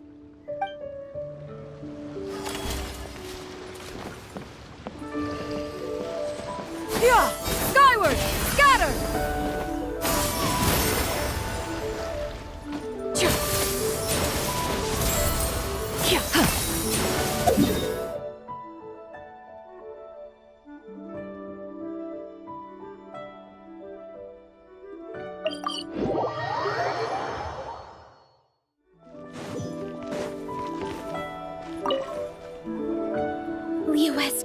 so much delicious food. What should I eat next? Oh, how about boiled fish? No, wait. I need to take a picture for everyone back at the tribe first. Traveler? Oh, wow. So you're the pro photographer that lady was talking about? That's fantastic! You're so talented. Of course you're good with a camera, too. Sure! I want to strike a cool pose. But what if it looks weird in the picture? Any advice?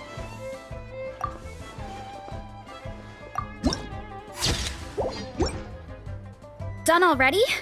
Let me see. Whoa, told you they'd be good! Now, would it be the best spot in the orchard to hang it? Thanks! Next up, some more delicious food. Starting with... boiled fish.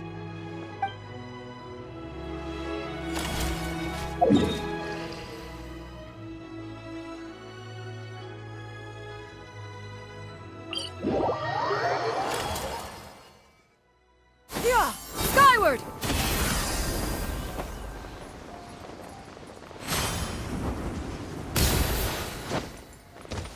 Yeah! Skyward!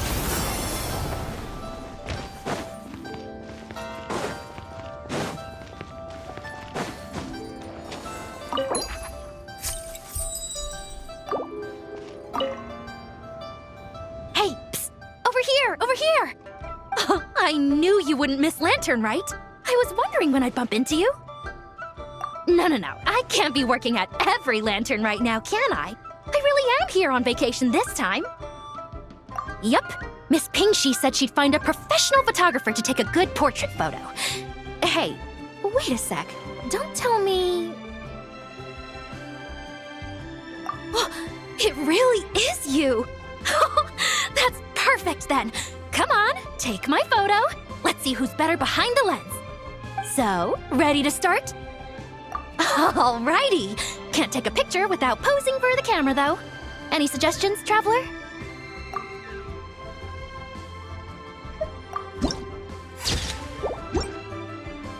Done? Did you adjust the lens and check the lighting? Make sure the focal length was properly set? Let me check. Wow, you actually nailed everything! Oh, a shot like this is front page quality! Next interview, I'm definitely bringing you along. Imagine the amazing shots we could take together! And a very merry lantern rite to you, too! Oh, hang on, that doesn't sound quite right. Whatever. Have lots of fun!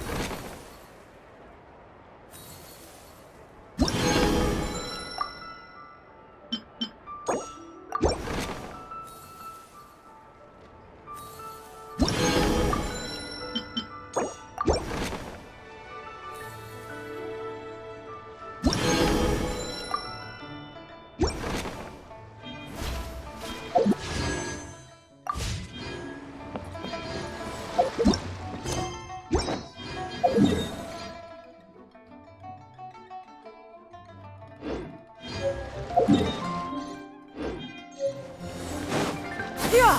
Skyward! Scatter!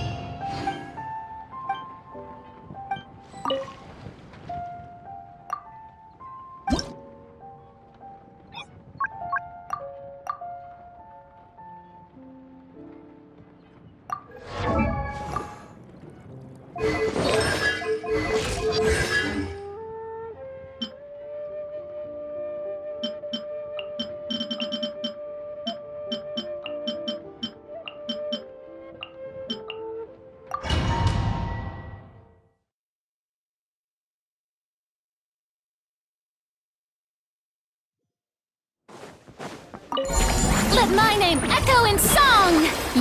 Clouds hide. The birds... Order guide you. Let the mighty be humbled. Settle down.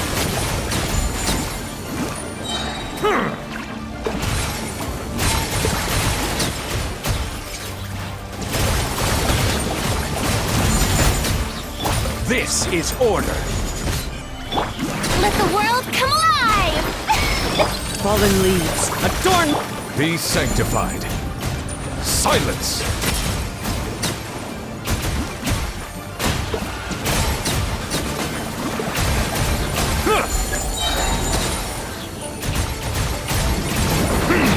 I will have order. Time to shine! Shower me... Let the mighty be humbled. Settle down.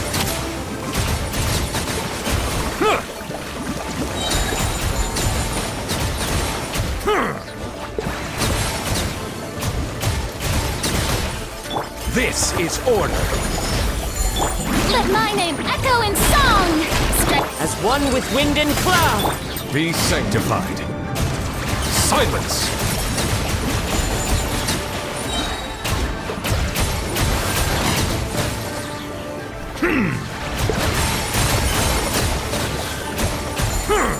I will have order. Time to shine! Wind strike. The tides beckon. Bow your head.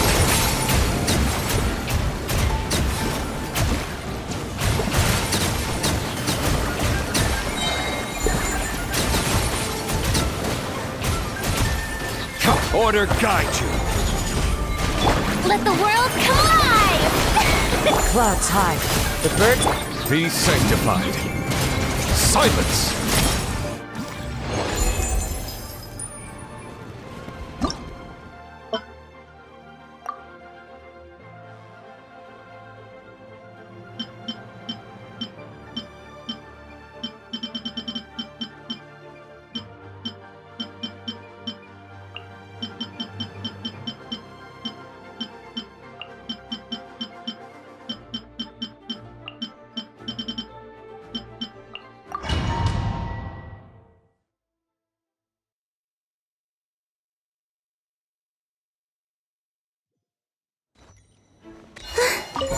A new moon rises. Wane. By the frost moon of old, you poor... Rain cutter. The deception ends here.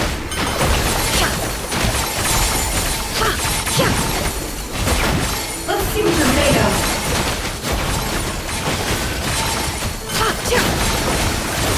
Can't hide the truth.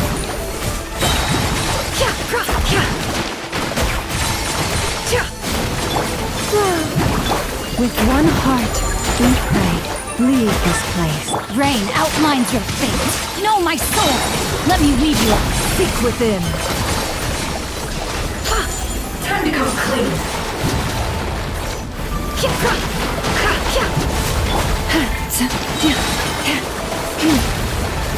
By the frost moon of old, you poor lost... A moonlit night for all.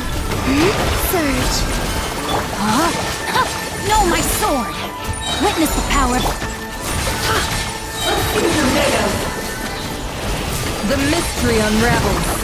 No more lies. Can't hide the truth. Wayne. For the everlasting forest. Forest? Three moons converge. Rain outlines your fate. Rain cut. No more lies. It all falls into place. Seek within. It all adds up. It all falls into place. No more lies. By the frost moon of old.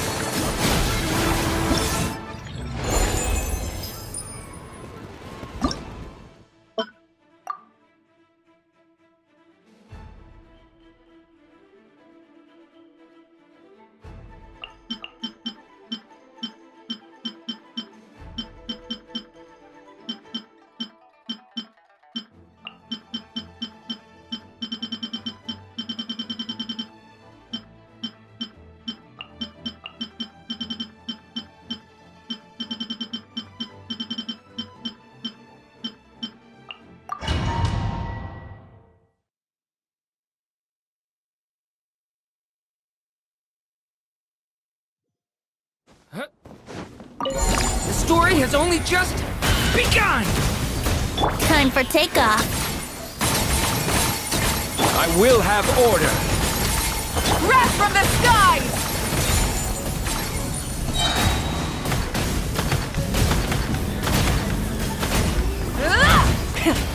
Decay! New life! Think you can get away? Here we go. This is order. Crumble!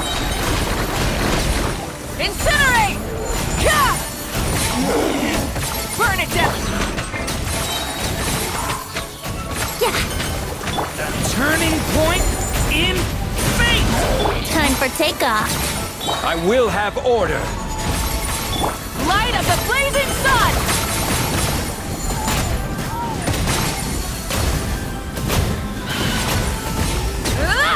Try and stop!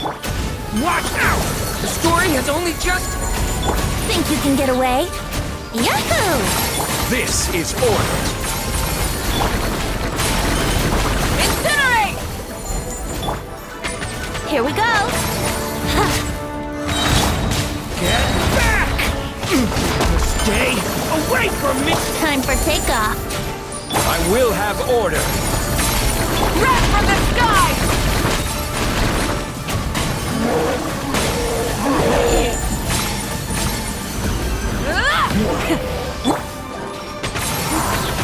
Think you can get away? Stay back! The story has only just... Order guide you. Let's play! Light it up! Devouring claw! Time for takeoff. Light of the blazing sun!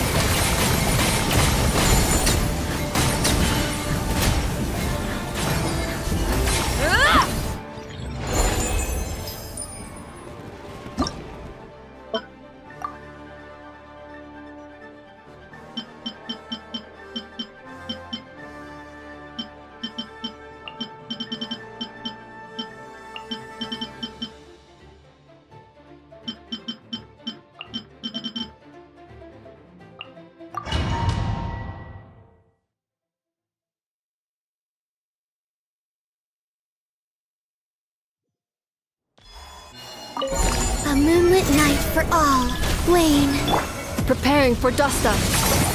Cleanup season. Let me weave you a verse. The long sleep beckons. Be silent.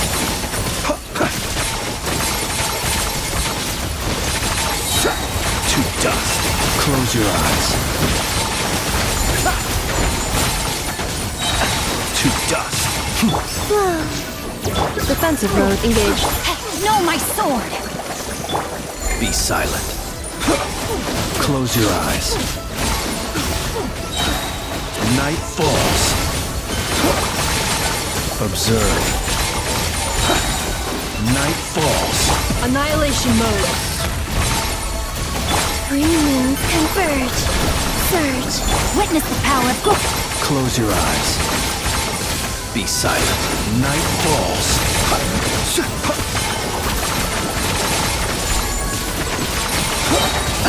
Night falls. Insulation chamber. Flame. Rain outlines your fate. Let me lead you. A moonlit night for all. Ultimatum protocol. Observe.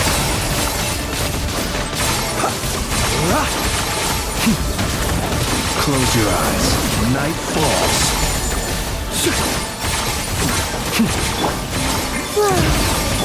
Cleanup sequence. Rim cutter. Be silent. Observe. Night falls. Be silent. Night falls. Three moons converge. Wane. Preparing for dust up. Insulation chamber.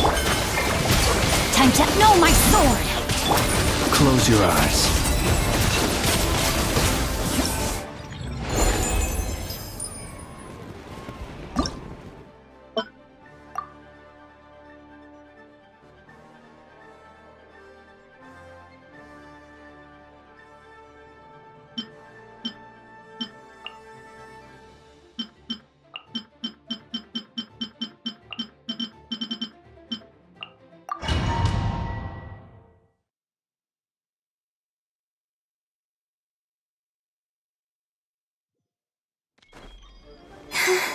A moonlit night for all. Surge. This is order. Quake! Witness the power of Lofty wisdom will show us the way!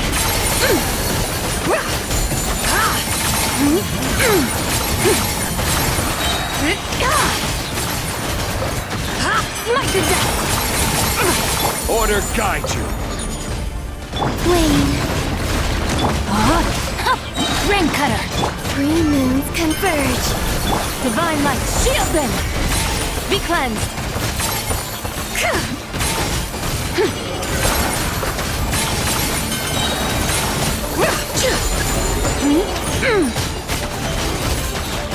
I will have order. Surge. Let me weave you a bird. The sky's clear, the glazed moon shines! Smite the dust!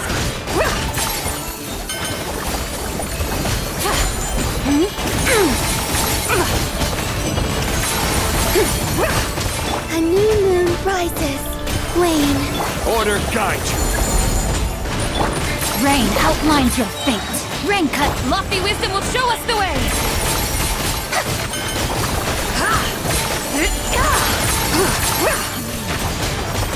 Smite the dust. Smite the dust. This is order. Three moons converge. Witness the power of Divine light, shield them! Be cleansed!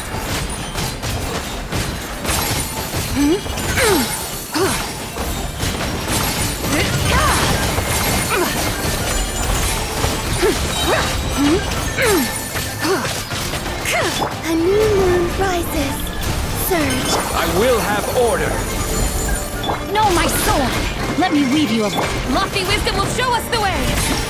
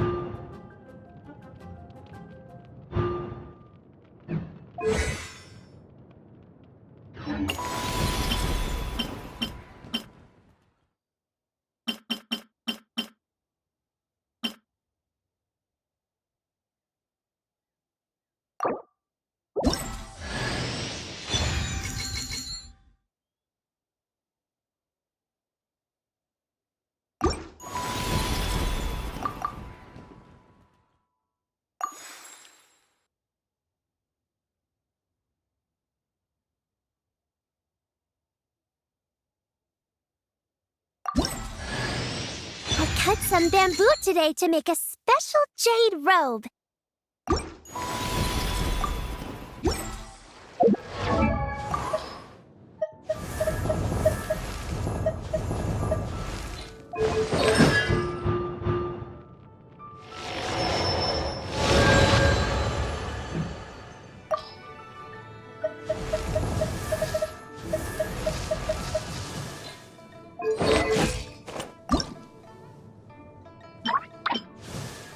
The parasol should be sitting pretty now, right?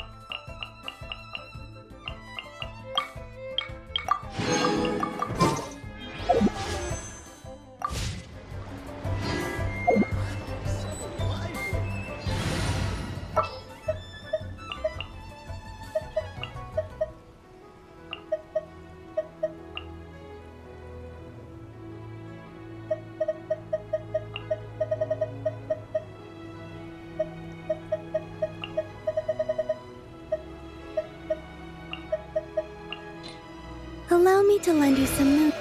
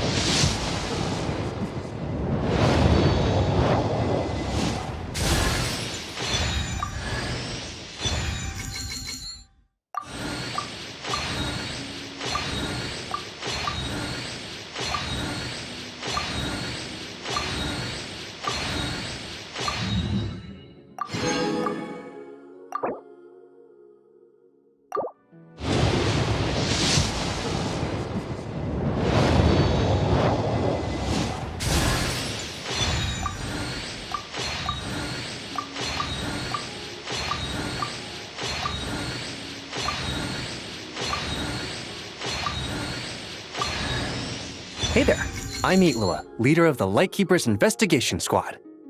Lost your way, huh? Don't worry, that happens a lot. These paths aren't exactly traveler-friendly even on the best of days. Just follow my lead. I'll light the way ahead.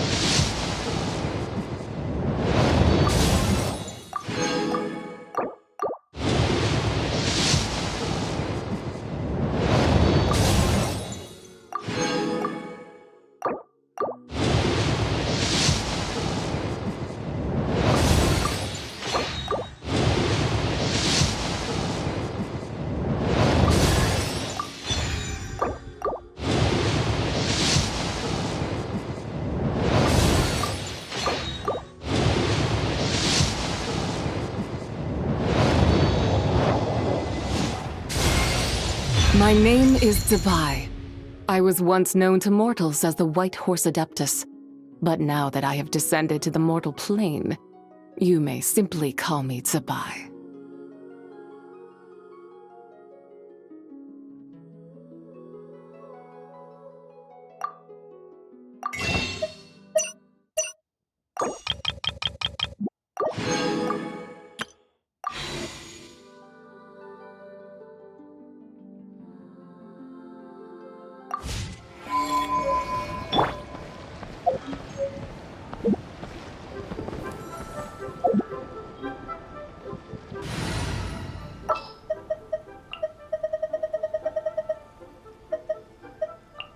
Clear skies grace our onward journey.